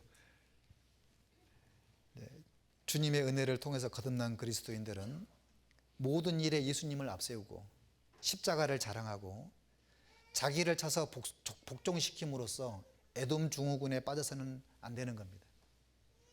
사람은 기댈 수 있는 모든 것을 가지고 기대려고 합니다. 얼마나 교만한지 몰라요. 구원받은 연수를 가지고 교만해지기도 합니다. 구원받은 지 얼마 안 되시는 분들을 보면 스스로 교만해져 가지고, 어른들은 하다 안 되면 그러잖아요. 너 나이 몇 살이야 그러잖아요. 여러분, 하나님께서 나에게 주신 그런 위치, 나에게 기회를 주신 것이고, 하나님께서 나에게 필요하시니까 주신 건데, 그것 때문에 사람들은 너무 교만해지는 거예요. 직업이 뭐냐고. 우리 구원받은 그리스도인들 같이 교제하다 보면은 뭐 직업 물어보고, 그걸 왜 물어보는지 모르겠어요. 물론 뭐 이렇게 신앙생활 때문에 그러겠지만, 주님이 주시는, 우리가 정말 자랑해야 될 것은 예수님밖에 없고 십자가밖에 없는 겁니다. 우리 스스로가 에돔 증후군에 빠져서는 안 되겠습니다. 그리고 두 번째는 동맹군들을 의지함으로 말미암아 교만하게 됐습니다. 오바댜서 1장 7절에 보게 되면 너와 약조한 자들이 다 너를 쫓아 병경에 이르게 하며 그랬습니다. 동맹군들이 있었던 겁니다. 에돔은 지리적인 유리한 조건과 더불어서 강대국이었던 바벨론과 동맹국을 맺어가지고 더욱 교만하게 됐던 겁니다. 바벨론을 절대적으로 의지하게 됐던 겁니다. 여기 13페이지 밑에 보게 되면 이사야서 2장 22절에 그런 말씀이 있죠. 너희는 인생을 의지하지 말라. 그의 호흡은 코에 있나니 수에 칠 가치가 어디 있느냐고 그랬습니다. 인생을 의지하지 말고 너는 마음을 다하여 여호와를 의리하고 내 명철을 의지하지 말라 그랬습니다. 또 그들이 교만해졌던 이유는 세 번째 14페이지 가로 3번 지혜가 교만하게 있습니다. 오바댜서 1장 8절에 보게 되면 나 여호와가 말하노라 그날에 내가 에돔에서 지혜 있는 자를 멸하며 에서의 산에서 지각 있는 자를 멸하지 아니하겠느냐 그랬습니다. 여러분, 지혜에는 두 종류가 있습니다. 하나는 세상적인 지혜가 있고 또 하나는 위에서부터 난 신적인 지혜가 있습니다. 세상에서부터 난 지혜는 사람을 교만하게 만듭니다. 그 교만한 지혜는 다툼과 시기와 요란함, 그것을 반드시 동반하게 되어 있습니다. 그게 교만한 지혜는 항상 이런 마음을 갖고 있는 거죠. 내가 너보다 낫다는 그런 마음을 가지고 있습니다. 내가 너보다 낫다. 우월주의죠. 그 백설공주에서 보니까 그 마녀가 그랬잖아요. 거울아 거울아 이 세상에 누가 가장 예쁘니? 그때 처음에 마녀요 그랬더니 막 엄청 좋아했잖아요. 그 다음에 거울아 거울아 이 세상에 누가 제일 예쁘니? 그때 뭐라 그랬죠? 백설공주라 그랬습니다. 그랬더니 그때 이제 시기가 올라와가지고 독사가를 줘가지고 죽이게 되잖아요. 참 우스갯소리 같지만 이게 우리 교회 안에 있는 겁니다. 독한 시기와 질투, 이걸로 인해서 다툼이 일어나고 이걸로 인해 가지고 큰 어려움을 겪는 겁니다. 세상적인 지혜는 그렇습니다. 이런 것은 세상적이요 정욕적이요 마귀적이라 그랬죠. 자, 위로부터 난 신적인 지혜는 뭐라 그랬습니까? 야고보서 3장 17절 18절에 14페이지 그런 말씀이 있죠. 위로부터 난 지혜는 첫째 성결하고 다음에 화평하고 관용하고 그랬죠. 남을 너그럽게 대하거나 용서할 것을 말씀하는 거고, 양순하며 성격과 몸가짐이 어질고 순한 것을 양순하다 그러고, 국률과 선한 열매가 가득하고 편벽과 거짓이 없나니 화평케 하는 자들은 화평으로 심어 의의 열매를 거두느니라. 에돔은 세상 지혜를 앞세움으로 교만하게 되어 하나님과 그의 백성을 핍박한 것이라 그랬습니다. 그래서 성경에 그랬죠. 예레미야서를 한번 찾아보겠습니다. 9장 23절. 예레미야 9장 23절.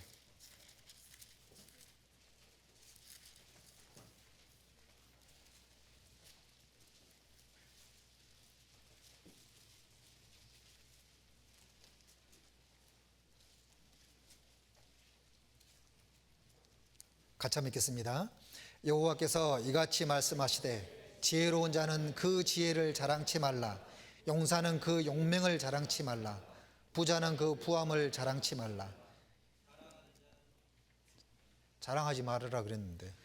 자, 24절. 자랑하는 자는 이것으로 자랑할지니 곧 명철하여 나를 아는 것과 나 여호와는 인애와 공평과 정직을 땅에 행하는 자인 줄 깨닫는 것이라. 나는 이 일을 기뻐하노라. 여호와의 말이니라. 이 두 가지가 대조돼서 나오는 겁니다. 세상적인 지혜, 세상적인 지식, 그걸 가지고 교회에 오게 되면은 큰 낭패를 당하게 되는 겁니다.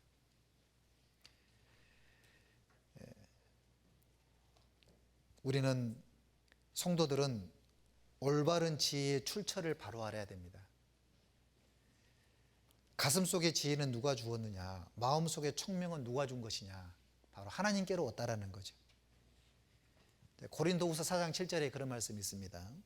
이 보배를 질그릇게 가졌으니 이는 능력이 심히 큰 것이 하나님께 있고 우리에게 있지 아니함을 알게 하려 함이라 그랬습니다. 모든 능력은 하나님께 있는 겁니다. 자, 그래서 우리는 청년의 시기에는 지혜가 부족합니다. 경험도 없습니다.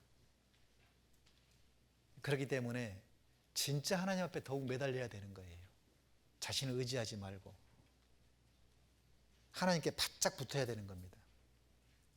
자, 보십시오. 교만의 결과가 어떻게 되는지. 교만한 사람은 어떤 현상이 벌어지냐면 이런 현상이 벌어지는 겁니다. 지각이 없어지는 거예요. 알고 깨닫는 능력이 없어지는 겁니다. 하나님이 주시는 지혜를 하나님이 거두어 버리는 거예요. 참 희한한 겁니다. 또 의지하는 것들은 반드시 다 없애버리는 겁니다. 그게 하나님의 속성인 겁니다. 15페이지 위에 보시면 에돔성, 동맹을 맺은 바벨론, 금은 부화 등은 순식간에 다 없어져 버렸습니다. 오바다 1장 6절에 에서가 어찌 그리 수탐되었으며 그 감춘 보물이 어찌 그리 수탐되었는고, 다 없어져 버린 거예요. 그리고 절대적으로 의지하는 것은 하나님께서 반드시 멸망시켜 버린다라는 겁니다. 그들이 에돔성을 절대적으로 의지했지만 완전히 멸망시켜 버렸습니다. 여리고성 사람들은 여리고성을 의지를 했습니다.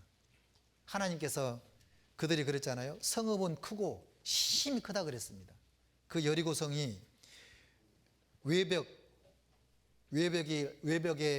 그 옹벽을 4에서 5m 정도의 높이로 쌓았다 그럽니다. 그게 바위로 되어 있던 겁니다. 그리고 그 위에 토벽을 쌓았는데 6에서 8m 정도의 토벽을 쌓고, 그리고 내벽에는 14m, 도합 20m가 넘는 그런 크기의 여리고성이었습니다. 그들은 그것을 절대적으로 의지했었죠. 하나님께서 외치라 그러니까 순식간에 무너져 버렸습니다.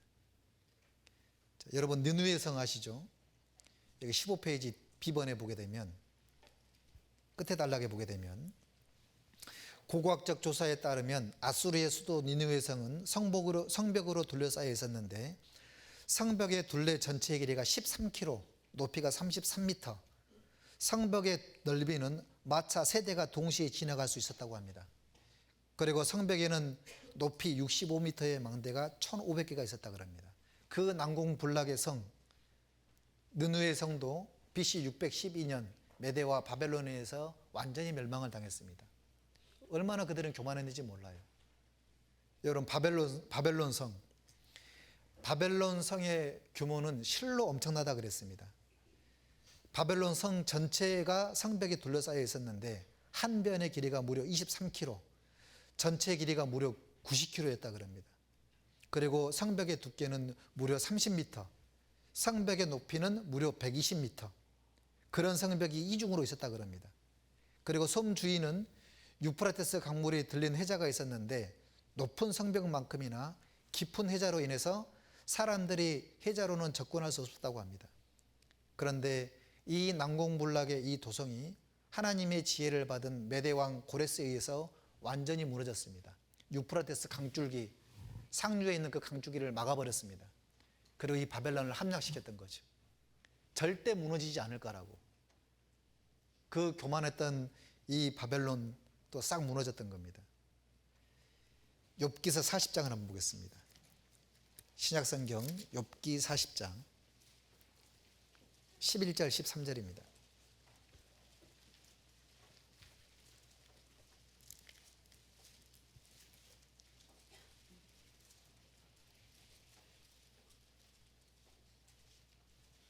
같이 한번 읽겠습니다. 너의 넘치는 노를 쏟아서 교만한 자를 발견하여 낱낱이 낮추되 곧 모든 교만한 자를 발견하여 낮추며 악인을 그 초소에서 밟아서. 여기만 읽으면 될 것 같습니다. 하나님께서는 교만한 자를 발견하여서 뭐라 그랬습니까? 낱낱이 낮춘다 그랬습니다. 모든 교만한 자를 발견하여서 낮추며 그랬죠. 그리고 악인을 그 초소에서 밟은다 그랬습니다. 그래서 우리는 결국 교만은 패망의 선봉이요 거만은 너버짐의 앞잠이라 그랬습니다. 교만을 피하는 길이 있습니다. 여기 16페이지 가로 5번 잠언 30장 32절에 만일 내가 미련하여 스스로 높은 채 하였거나 혹 악한 일을 도모하였거든 내 손으로 입을 막으라 그랬습니다. 그리고 자신의 연약함을 인정하고 하나님을 의지하는 쪽으로 가야 됩니다. 연약함을 인정하는 사람이 하나님을 의지할 수가 있습니다. 나는 진짜 아무것도 할 수 없는 사람이라고. 그렇게 인정하는 사람이 주님을 바짝 의지하고 나아가는 겁니다. 너는 마음을 다하여 여호와를 의뢰하고 내 명철을 의지하지 말라. 너는 범사의 그를 인정하라. 그래야만 내 길을 지도하시리라 그랬죠. 자기가 뭔가 조금만 교만해지면 하나님을 의지하지 않습니다. 자기 지혜 믿고 나아가는 거예요. 우리 학교 다닐 때 어떤 직장을 구할 때 이직할 때 자기 생각에 먼저 앞서가는 거예요. 하나님께서는 그 교만을 반드시 꺾으십니다. 제가 청년 때 어떤 형제님께서 이제 직장을 구해야 되는데 직장이 안 구해지는 거예요. 1년을 놀았습니다. 1년을 노는데 진짜 비참하게 무너지는 거예요. 어떻게 무너졌냐면 나중에 나는 아무것도 아니다. 그게 깨달아질 때까지 아무것도 못할 때까지 완전히 낮춰버리시는 겁니다. 유명한 일화가 있습니다. 그 형제님이 차를 몰고 가는데 차에 기름이 떨어져 버린 거예요. 그래서 주유소에 가서 기름을 넣은 겁니다. 그래서 주유소의 그 종업원에게 이렇게 얘기를 한 거예요. 저기 기름 좀 넣어주세요. 얼마치 넣어드릴까요? 500원어치요. 그래서 500원어치만 넣은 거예요. 안 웃겨요?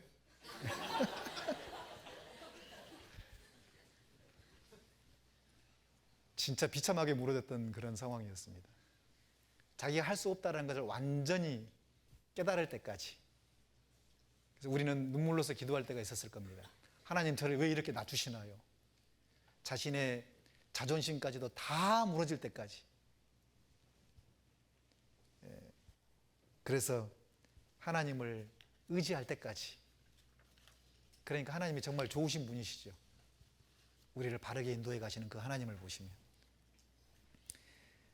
17페이지 보겠습니다.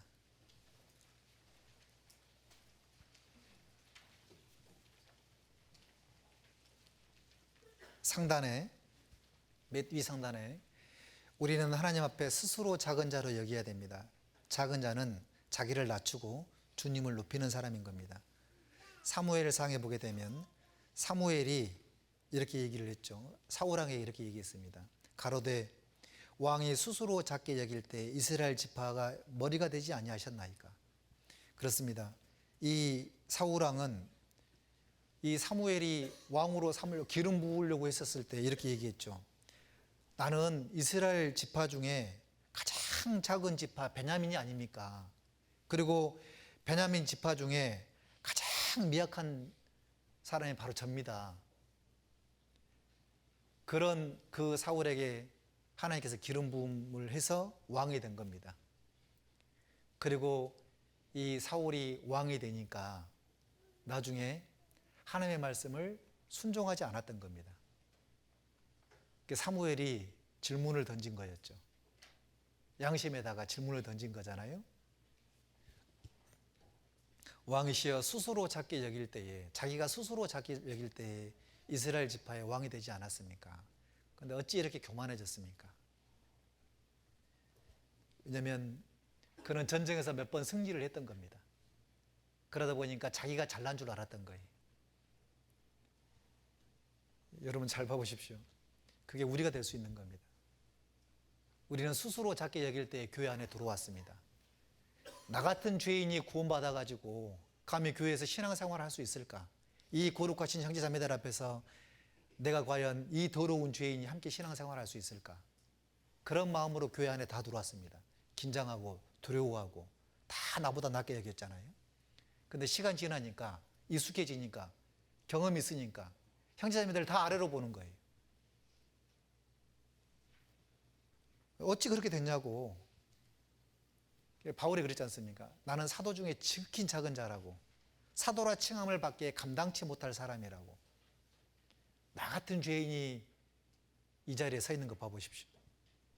그리고 여러분들 여기 앉아 있는 겁니다. 말씀을 들으러 앉아 있는 거예요. 여기 앉을 수 있을 만한 그런 자격이 될 만한 사람들이 아닌 거예요, 우리는. 그런데 예수님 때문에 우리가 이 자리에 앉아 있는 겁니다. 감히 우리가 거만해 줄 수 있겠습니까? 형제자매들을 판단할 수 있겠어요? 높아질 수 있겠습니까? 그럴 수 없는 거예요. 자, 그래서 주님께서 이런 마음으로 말씀을 하셨습니다. 너희 안에 이 마음을 품으라. 곧 그리스도 예수의 마음이니 그랬죠. 그는 하나님의 본체시나 하나님과 동등됨을 취할 것으로 여기지 아니하시고 오직 자기를 비워 종의 형체를 가져 사람과 같이 되었고 사람의 모양으로 나타나셨고 곧 죽기까지 복종하셨으니 십자가의 죽으심이라 그랬죠. 한번 가만히 한번 생각을 해보겠습니다. 하나님께서, 예수님께서 이 세상을 바라봤을 때 어떤 느낌이셨을까? 하나님께서는 우리 인생들을 뭐라고 표현하셨냐면 지렁이 같은 너 야곱아 그랬죠. 지렁이라는 표현을 쓴 겁니다. 또 뭐라 그랬죠? 구더기인 인생이라 그랬죠. 우리를 구더기라는 표현을 쓴 거예요. 예수님이 이 세상에 오셔가지고 사람들 가운데 지나갔었을 때 어떤 느낌이셨을까?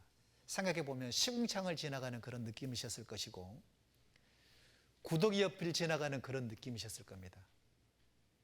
왜냐하면 사람의 마음이 너무 악했기 때문에 그렇습니다. 그런데 예수님이 이 세상에 오신 거예요. 낮추고 낮추셨습니다.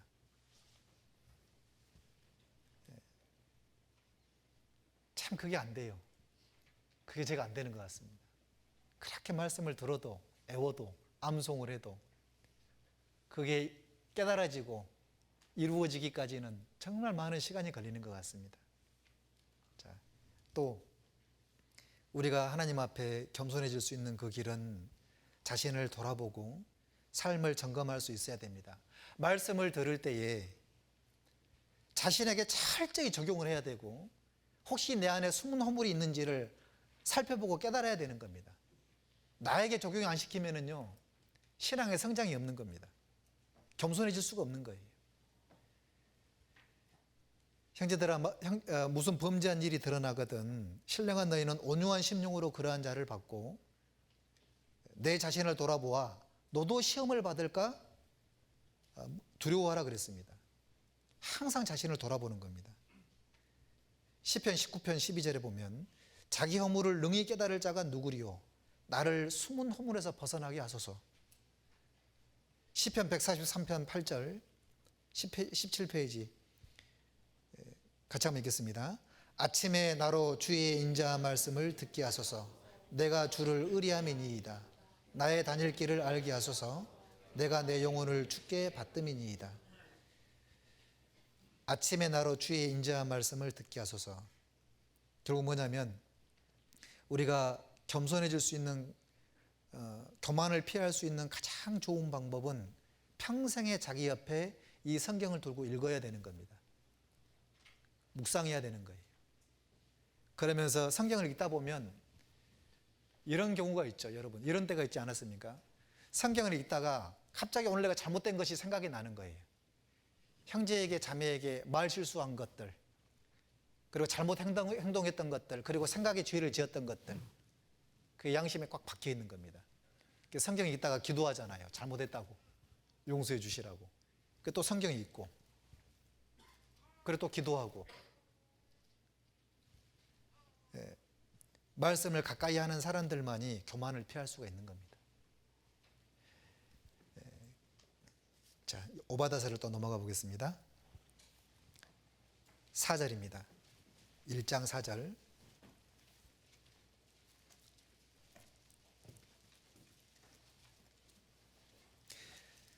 내가 독수리처럼 높이 오르며 별 사이에 깃들일지라도 내가 거기서 너를 끌어내리라. 나 여호와가 말하였느니라. 독수리는 가장 강한 새인 동시에 가장 높이 나는 새입니다. 독수리는 동우리도 높은 산 위에 바위 틈에 세워놓고 다른 포식자들이 알과 새끼를 공격하지 못하도록 원천 봉쇄를 합니다. 에돔 족속은 자신들을 그러한 독수리와 같은 존재로 여기면서 세일산 높은 곳에 요새를 지어놓고 안전을 확신하며 살았습니다. 또한 그들은 별 사이에 동우리를 짓고 깃들이는 것 자처럼 행동을 했습니다. 하나님께서는 에돔이 독수리처럼 높이 오르며 별 사이에 깃들일지라도 그들을 반드시 끌어내리시겠다라고 말씀하셨습니다. 자, 이 말씀을 보게 되면 시편 139편이 생각이 납니다. 자, 우리가 하나님을 피하여서 하늘에 올라갈지라도 하나님은 거기 계시며 음부에 내 자리를 펼지라도 거기 계시며 내가 새벽 날개를 치며 바다 끝에 거할지라도 하나님께서는 거기서도 우리를 붙들고 계신다라는 겁니다. 하나님은 전지하시고 전능하시고 편지하십니다.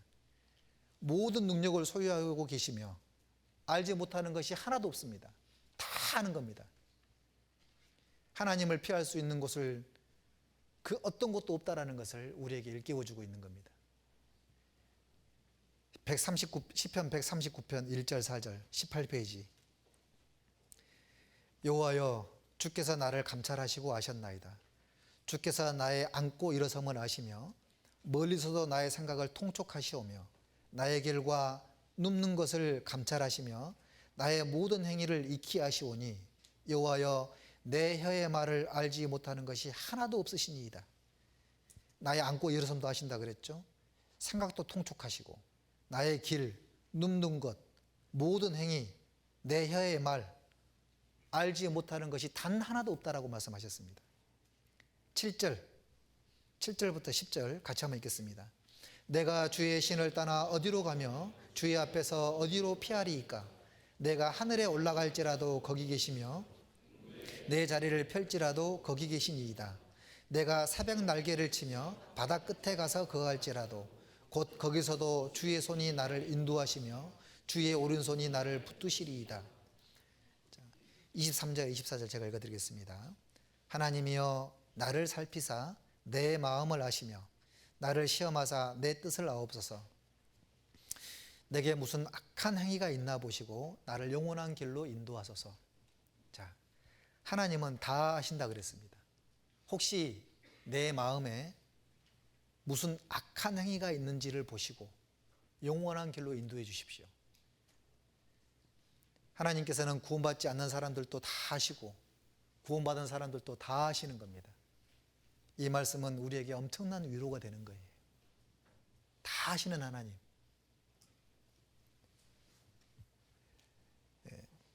하나님은 전지전능하시다.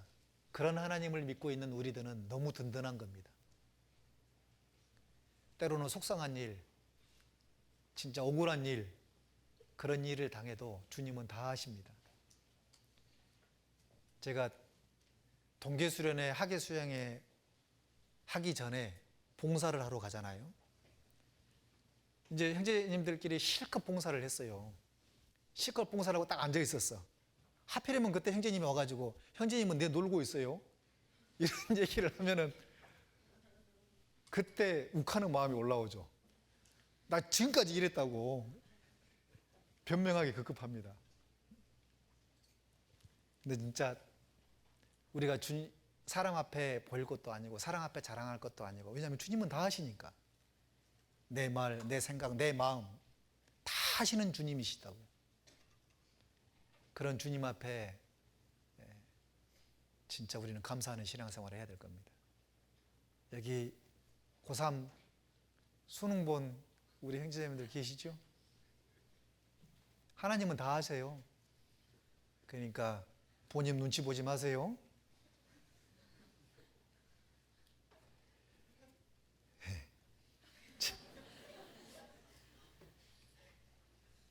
시편 139편을 보면 진짜 너무 위로가 되는 것 같아요. 여러분 이 말씀 꼭 암송해 주는 게 좋을 것 같습니다.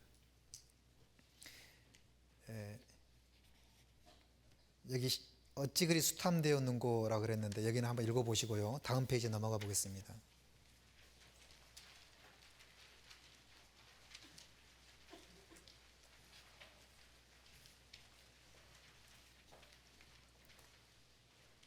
이제 19페이지 8번 5받아서 1장 7절 이 에돔이 이제 그 약조를 하게 되는데 7절에 바벨론과 이제 여러 나라들에게 동맹한 자들하고 이제 약조를 하게 됩니다. 그런데 그 약조는 오래가지 못한다는 것을 우리에게 일깨워주고 있습니다. 7절에 너와 약조한 자들이 다 너를 쫓아 변경에 이르게 하며 너와 화목하는 자들이 너를 속이고 이기며 내 식물을 먹는 자들이 내 아래 함정을 베푸니 내 마음에 지각이 없음이로다 그랬죠. 너와 약조한 자들, 너와 화목하는 자들, 내 식물을 먹는 자들, 인간으로서는 아무리 확실한 언약을 맺고 아무리 친한 관계에 있다 할지라도 상황에 따라 약조를 어기고 우호관계를 깨버릴 수가 있는 겁니다. 동맹국들은 처음부터 에돔과 마음을 같이 하지 않았음에도 이미 교만해진 에돔은 지각이 없어서 이 사실을 전혀 눈치채지 못한 채 멸망한 것입니다. 내 마음에 지각이 없음이로다. 상황을 이해하지 못하는 어리석음 속에 있었던 거죠. 베드로가 그랬잖아요. 다 주를 버릴지라도 나는 언제든지 버리지 않겠습니다. 예수님께서 진실로 내게 이르노니 오늘 밤 닭 울기 전에 내가 3번 나를 부인하리라 그랬습니다. 닭 하니까 작년 동계수련회 생각나던데 그 상황실에서 이제 카톡이 왔는데 소망간에 닭이 계속 울어요. 그래서 이제 장난한다고 이거 하지 말으라고 답하지 말으라고 어떤 자매님이 얘기한 거예요. 근데 그게 진실이었어요. 진짜 닭이 있었어요 거기에. 얘기하면 별 쓸데없는 얘기인데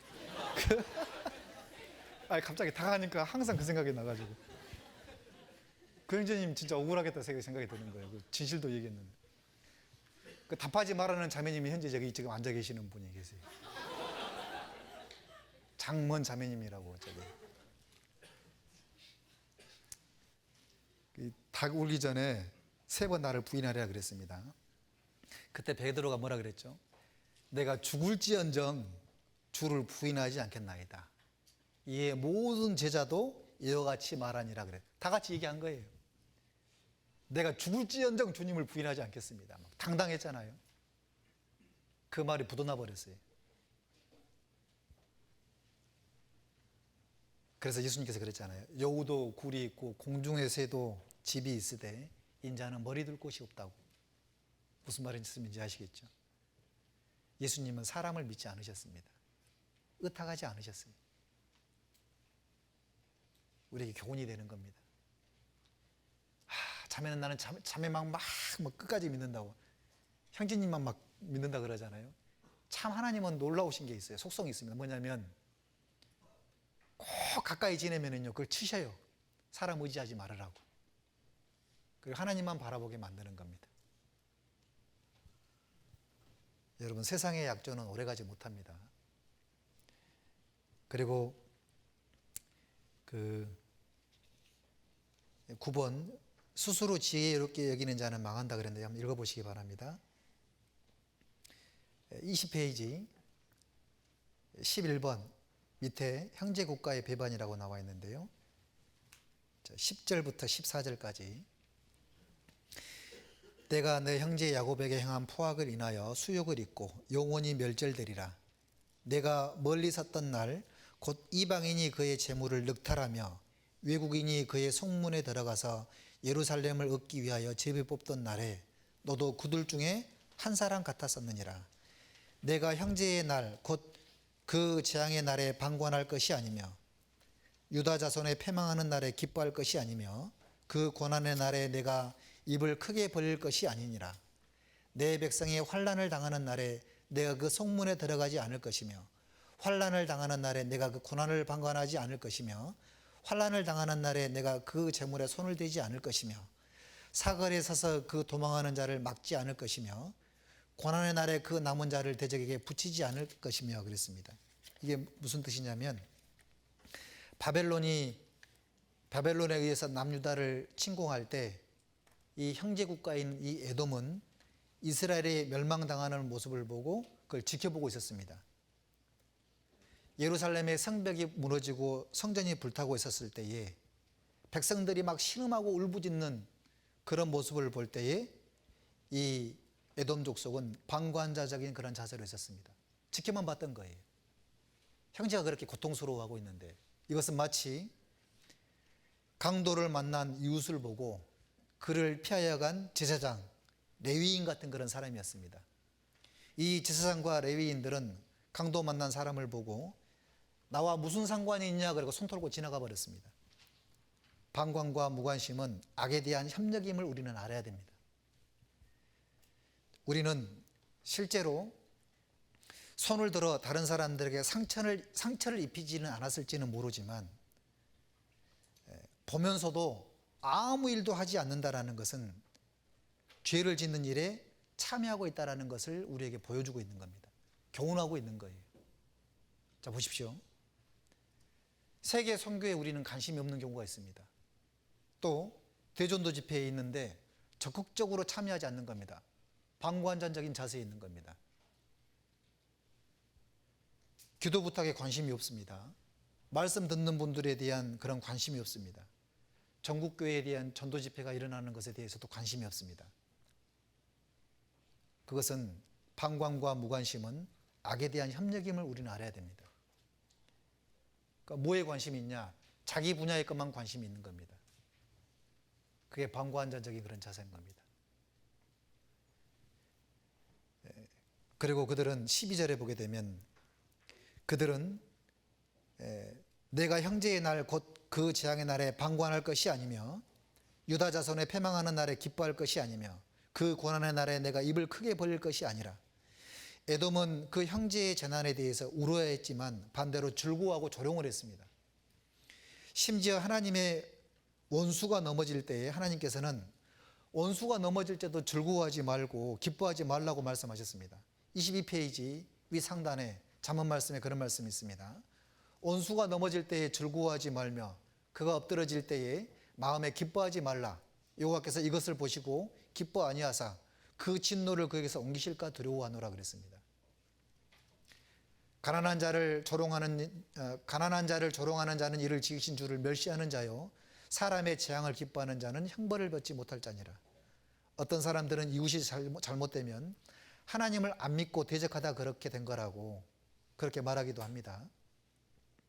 예수님은 사람이 지옥 갈 때 박수치는 그런 분이 아니셨습니다. 예수님은 가룟 유다 같은 사람들을 위해서도 십자가에 못 박히셨습니다. 자신을 저주한 두 강도를 위해서 죽어주셨습니다. 그들을 위해서 묵묵하게 십자가를 지신 분이 바로 예수님이셨던 겁니다. 왜 그러냐? 예수님은 단 한 사람도 단 한 영혼도 이루어지는 것을 원치 않기 때문에 그런 겁니다. 원수가 넘어질 때에도 그 원수에 대한 영혼을 바라보라는 겁니다.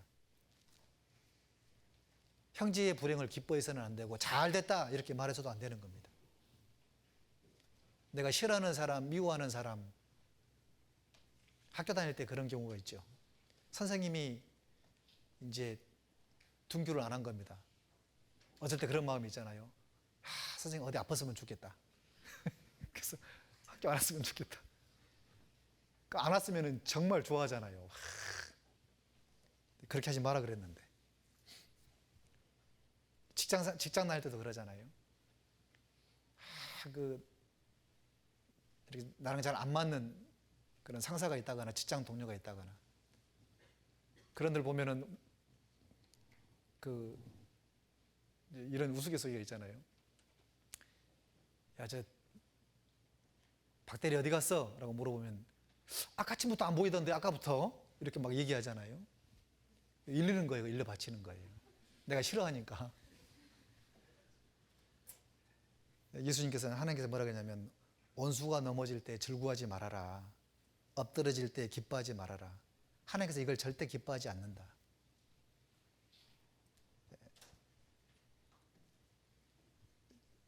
예수님은 그 사람을 위해서도 십자가에 못 박혀 돌아가셨기 때문에 그러는 겁니다. 그런데 이 에돔 사람들은 어떻게 했냐면 22페이지 중간 단락에 보겠습니다.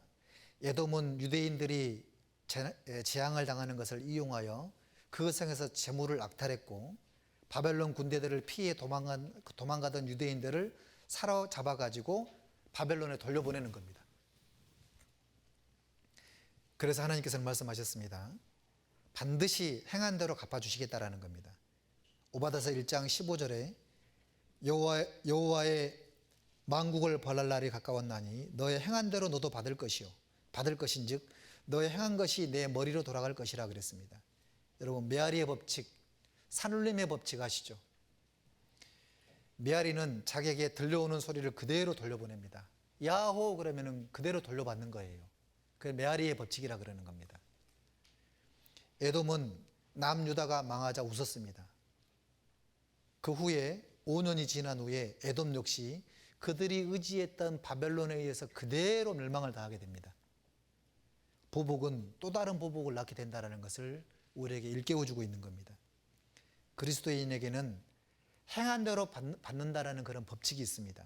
하나님은 반드시 행한 대로 갚아주십니다. 그러나 우리는 손으로 악을 갚고 하나님의 신원을 기다려야 됩니다. 로마서 12장에 그런 말씀이 있죠. 아무에게도 악을 악으로 갚지 말고 모든 사람 앞에 선한 일을 도모하라. 할 수 있거든 너희로서는 모든 사람으로 더불어 평화하라. 내 사랑하는 자들아 너희가 친히 원수를 갚지 말고 진노하심에 맡기라. 기록되었으되 원수 갚는 것이 내게 있으니 내가 갚으리라고 주께서 말씀하시니라. 원수가 줄이거든 먹이고 목마르거든 마시우라. 그리함으로 내가 숯불을 그 머리에 쌓아 놓으리라. 같이 한번 읽겠습니다.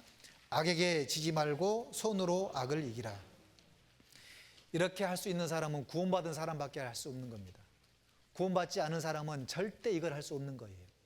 눈에는 눈, 이에는 이. 이게 구원받지 않는 사람들의 행하는 원리인 겁니다. 예수님은 구원받은 그리스도인이 할 수 있는 힘을 주시는 겁니다. 악에게 지지 말고 손으로 악을 이기라 그랬습니다. 그리고 모든 원수를 하나님께 맡기라 그랬죠. 하나님께서 다 갚아주신다 그런 겁니다. 자존심 상하고 억울한 일 당한다 할지라도 주님께 맡겨버려야 됩니다. 그리고 우리는 우리의 위치를 다하는 겁니다. 최선을 다하는 거예요. 세상 사람들은 우리를 봤을 때 바보라는 취급을 합니다. 어찌 그리 바보 같냐고. 다른 사람들은 다 출세하고 다 높이 올라가는데 너는 왜 그렇게 있냐고. 너도 좀 사람을 좀 약아보라고. 눈치껏 좀 하라고. 그런 얘기 들을 때 타협해서는 안 됩니다. 우리는 바보 취급 당해도 괜찮아요. 세상에서는 바보 취급 당하지만 교회 안에서는요, 왕인 거예요, 왕. 그죠? 교회 안에 오면은 형제자매들이 가장 높여주잖아요. 형제자매들을 가장 높여주는 것이 이 교회에 있는 겁니다.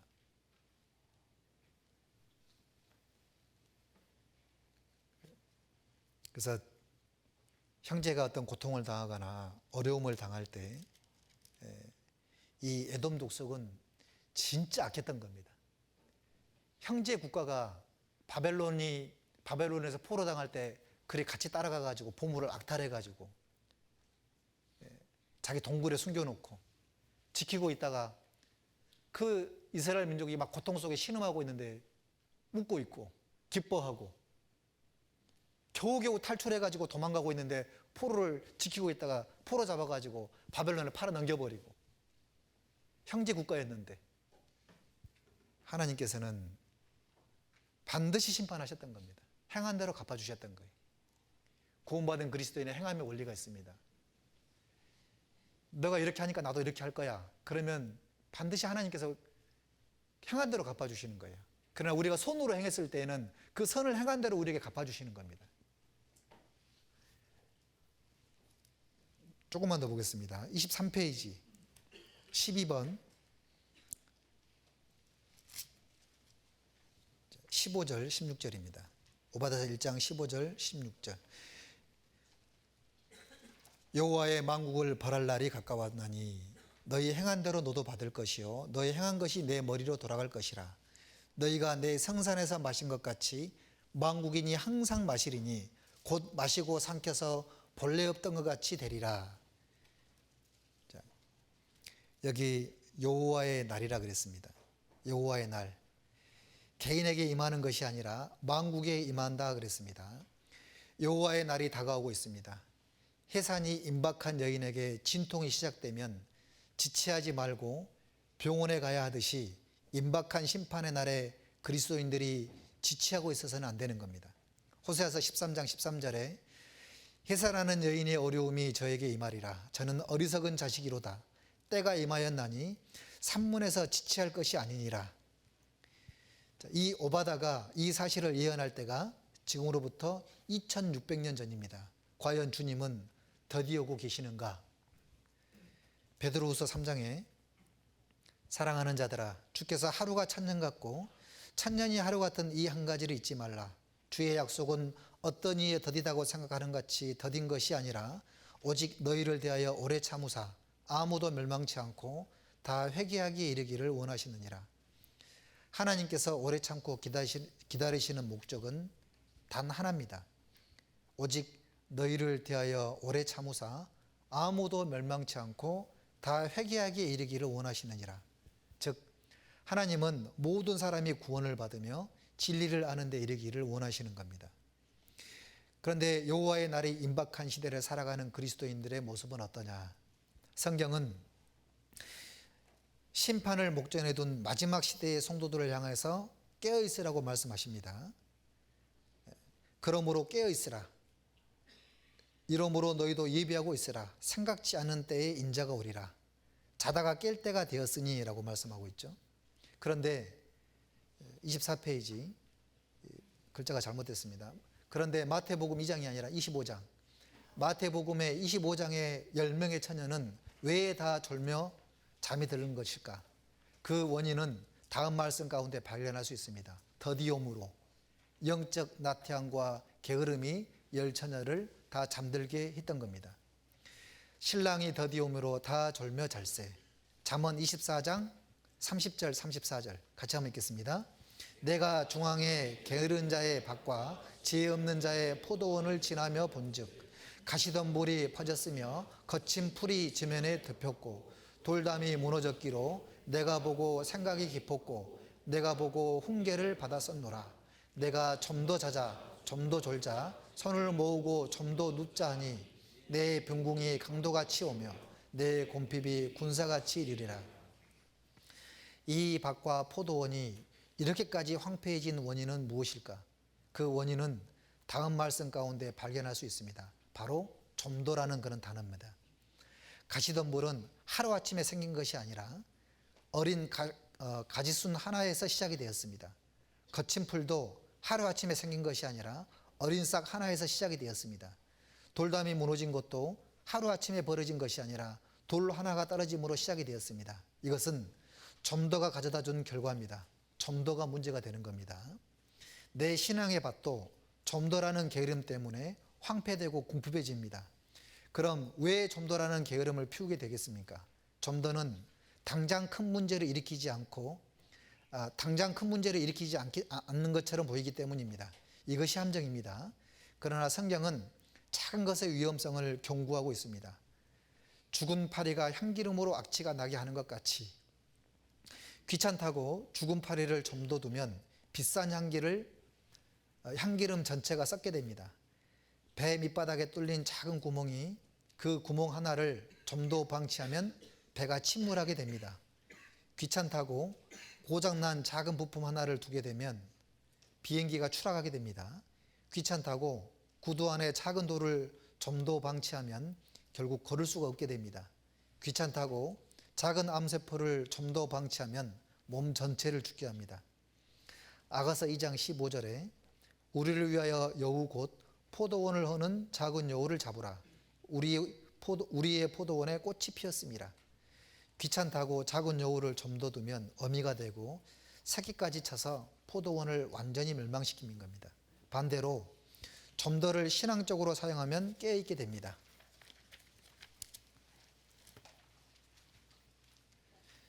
문둥병자였던 나아만 장군은 점도라는 말씀에 순종하여 요단강에 7번 몸을 담고 그 병이 나았습니다. 조금만 더하는 마음으로 순종하여 문둥병을 치료받을 수가 있었습니다. 에디슨은 수많은 실패에도 불구하고 점도 연구를 한 끝에 2400번에 이르러서야 종구 발명에 마침내 성공하게 되었다고 합니다. 이런 거죠. 내가 좀 더 성경 연구를 해야 되겠다. 성경을 좀 더 봐야 되겠다. 이런 사람들에게는 하나님께서 더 많은 것을 깨닫게 도와주시는 거죠. 어떤 목사님께서 이런 간증을 하신 적이 있습니다. 설교 준비를 매번 이렇게 많이 하다 보니까 어떤 때는 조금만 좀 더 하자, 조금만 더 해보자 그러고 있는데 갑자기 환해지더랍니다. 알고 봤더니 날이 다 새버리는 거예요. 그 날이 수없이 많다 그럽니다. 좀 더 하다, 좀 더 이렇게 하다 보니까 좀 더라는 결과는 좋을 수도 있고 안 좋을 수도 있는 겁니다. 우리가 어느 쪽으로 가야 되겠습니까? 좀 더 자자, 좀 더 졸자, 좀 더 눕자 이렇게 가야 되겠습니까? 아니면 주님 일을 좀 더 해보자, 좀 더 말씀을 가까이 하자, 조금 더 순종하자, 조금 더 희생하자 이런 쪽으로 가야 되겠습니까? 분명하게 나타나 있는 겁니다. 자, 13번 여기 15절 16절 여호와의 만국을 벌할 날이 가까웠나니 너희 행한 대로 너도 받을 것인즉 너희 행한 것이 내 머리로 돌아갈 것이라 너희가 내 성산에 마신 것 같이 만국인이 항상 마시리니 곧 마시고 삼켜서 본래 없던 것 같이 되리라. 자, 여기 만국을 벌할 날은 7년 환란을 가리키고 있는 겁니다. 그리고 16절에 보게 되면 너희가 내 성산에서 마신 것 같이 이 너희는 에돔을 가리키고 있는 겁니다. 마신다라는 것은 비유적인 표현으로 주로 심판이나 수치를 겪을 것을 의미하고 있는 겁니다. 자, 그 말은 너희가 내 성산에서 마신 것 같이 에돔이 하나님의 심판을 마신 것 같이 만국인이 항상 마시리니 열국도 결국 하나님의 진노의 잔을 마시게 될 거다라는 것을 여기서 말씀해 주고 있는 겁니다. 16절을 해석하면 에돔이 하나님의 진노의 잔을 마신 것 같이 7년 환란의 날에 열국도 결국 하나님의 진노의 잔을 마시게 된다는 그런 의미가 담겨져 있는 겁니다. 요한계시록 14장 10절에 그런 말씀이 있죠. 그도 하나님의 진노의 포도주를 마시리니 그랬습니다. 자, 마신다라는 것은 그 하나님의 심판을 얘기하고 있는 거죠. 자, 17절 오직 시온은 산에서 피할 자가 있으리니 그 산이 거룩할 것이요 야곱 족속은 자기 기업을 누릴 것이며. 자, 시온 산에서 피할 자가 있으리니 그랬고 요엘서 2장 32절에 보게 되면 누구든지 여호와의 이름을 부르는 자는 구원을 얻으리니 이는 나 여호와의 말대로 시온산과 예루살렘에서 피할 자가 있을 것이며 남은 자 중에 나 여호와의 부름을 받을 자가 있을 것임이라. 자, 본문에서 피할 자는 구원받는 사람을 말하고 있습니다. 특별히 시온과 예루살렘에서 피할 자가 있을 것임이라는 것은 환란 속에서 구원받은 유대인들을 말하고 있는 것입니다. 그리고 야곱 족속이 자기 기업을 누릴 것이며 라는 말씀은 환란 속에서 구원받은 자들이 찬난 왕국에 들어가서 자기 기업을 얻고 누릴 때 구원받은 모든 사람은 그 기업을 함께 누릴 것이다 라는 것을 의미하고 있습니다.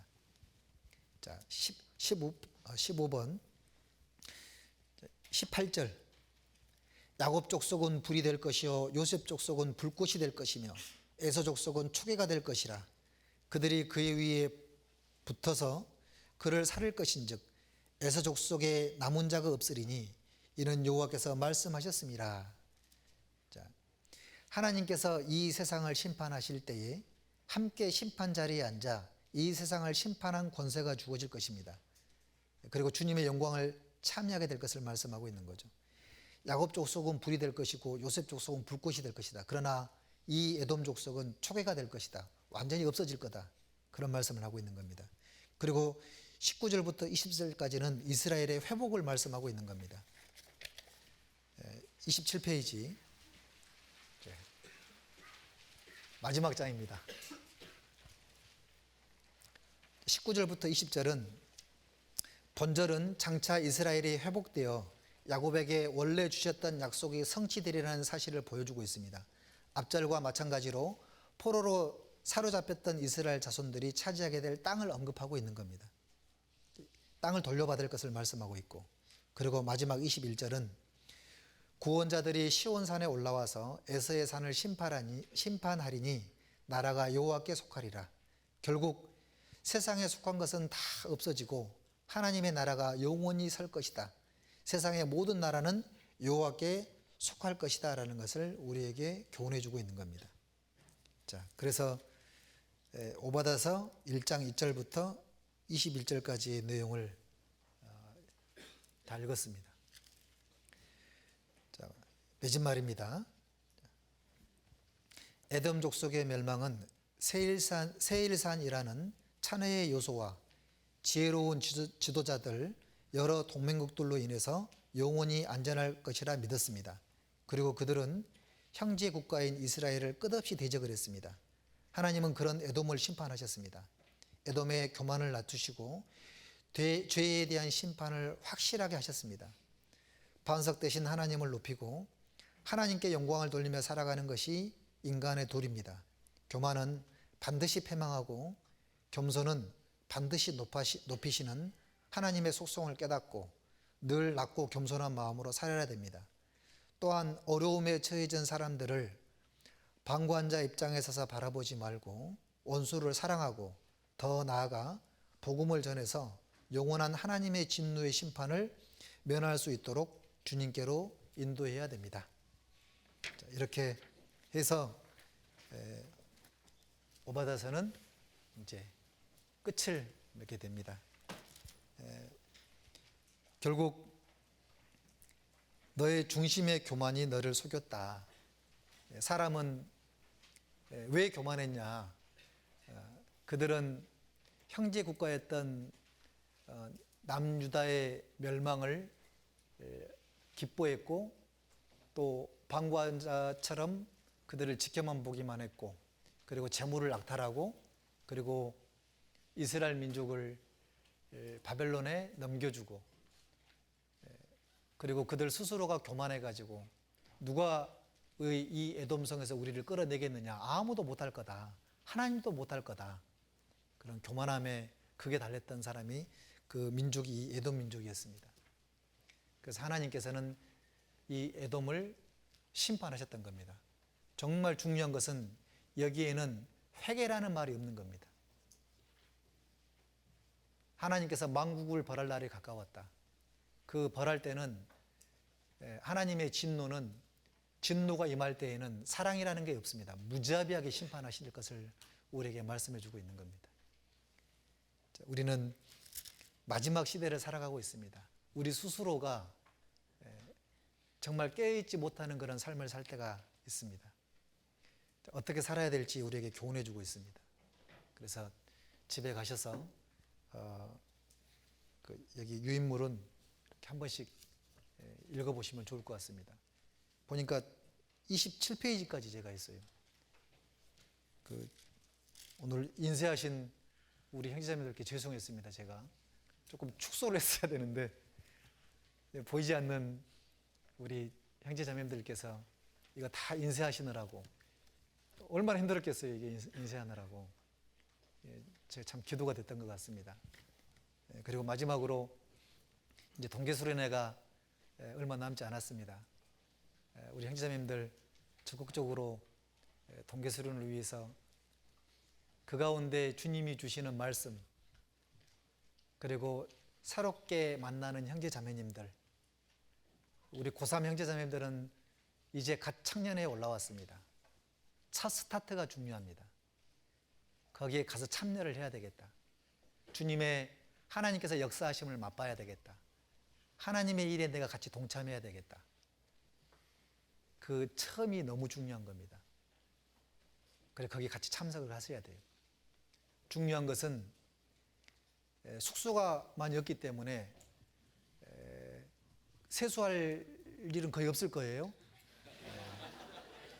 그래서 이렇게 눈 뜨자마자 눈곱 떼면 돼요. 이렇게.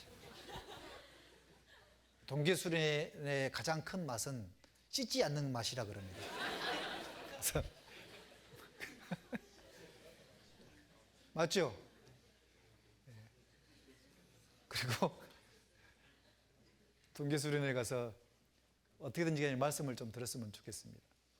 말씀을 듣고 나를 점검하고 그리고 하나님께서 내게 주시는 말씀을 가지고 새로운 다짐을 통해서 올 한 해 내가 실패했던 것들, 하나님 보시기에 합당치 못했던 것들은 다 뒤로 하고 교훈 삼아가지고 지나간 것은 붙잡을 수가 없으니까 이제 새롭게 시작하는 현실 그리고 미래에 대한 것들을 우리는 하나님을 향하여 생각하고 그 방향을 어떻게 바로잡고 가야 될지를 우리는 생각하면서 가야 됩니다. 이번 프로그램도 아주 다양하다 그럽니다. 말씀 읽고 전체 교제가 있다 그랬죠? 전체 교제가 너무 좋아요. 찬양 듣고 연극하고 찬양 듣고 찬양 듣고 찬양 듣고 찬양 듣는 거예요. 그러니까 프로그램이 아주 엄청 다양한 겁니다. 그래서 우리 수고하고 계시는 우리 회장단 우리 형제자매님들 너무 수고가 많습니다. 그래서 항상 기도가 돼요. 어떨 때 보면은 얼굴이 누렇게 떠가지고 졸고 있으면 막 마음이 막 찢어지는 것 같습니다. 옛날 제 생각 나가지고 안타까워요. 그리고 우리 같이 우리 부서 임원들과 우리 형제자매들 적극적으로 동참을 해가지고 이번 동계수련회는 동계수양인가요? 동계수련회는 나의 것이다. 다 내 것으로 만들겠다고. 모든 말씀, 모든 교제, 모든 봉사, 주어져 있는 모든 것을 다 내 것으로 만들어야 되겠다. 그런 마음으로 동참하면 하나님께서 우리 모두에게 크게 갚아주실 겁니다. 그리고 오늘 이제 추운데 오시느라고 발걸음을 교회 가운데 오시느라고 너무 수고 많으셨고 돌아가셔서도 말씀대로 내가 어떻게 살아가야 될지를 다시 한번 일깨우고 정말 중요한 거는 우리는 방과자가 아니라 다 형제자매들 구원받은 형제자매들이잖아요. 가족이잖아요. 한 가족이기 때문에 꼭 자기 전에 우리를 위해서 우리 모두를 위해서 주님을 위해서 함께 기도해 주는 그런 하루가 됐으면 좋겠습니다. 기도하고 마치겠습니다. 하나님 아버지 감사합니다. 오늘 오바다를 통해서 우리에게 교훈해 주신 말씀 마음속에 깊이 새겨서 하나님 보시기에 정말 합당한 삶을 살아갈 수 있도록 인도하여 주시옵소서. 하나님께서는 우리의 모든 것을 익히 다 아시옵니다. 내 생각도 내 마음도 하나님과 가까이 하고 있지 않은지 그리고 하나님을 사랑하는지 형제자매들을 사랑하는지 내 마음 가운데 악한 행위가 있는지 주님은 다 아십니다. 하나님 우리 마음 가운데 선한 것들로만 가득한 삶을 살기를 원합니다. 그것이 천국인 줄 알고 있습니다. 우리는 천국을 바라보고 이 세상을 살아가고 있습니다. 슬픔도 없고 고통도 없고 누구를 미워할 일도 없고 시기할 일도 없고 질투할 일도 없는 그 천국의 주님을 보고 싶습니다. 그러나 이 땅에 살아있는 동안 우리가 주님을 사랑하고 형제자매들을 사랑할 수 있는 그런 넉넉한 마음을 주님께서 십자가로 보여주셨던 것처럼 우리도 그 주님의 사랑을 받아서 형제자매들을 넉넉히 사랑할 수 있는 그런 마음을 주님께서 허락해 주시옵소서.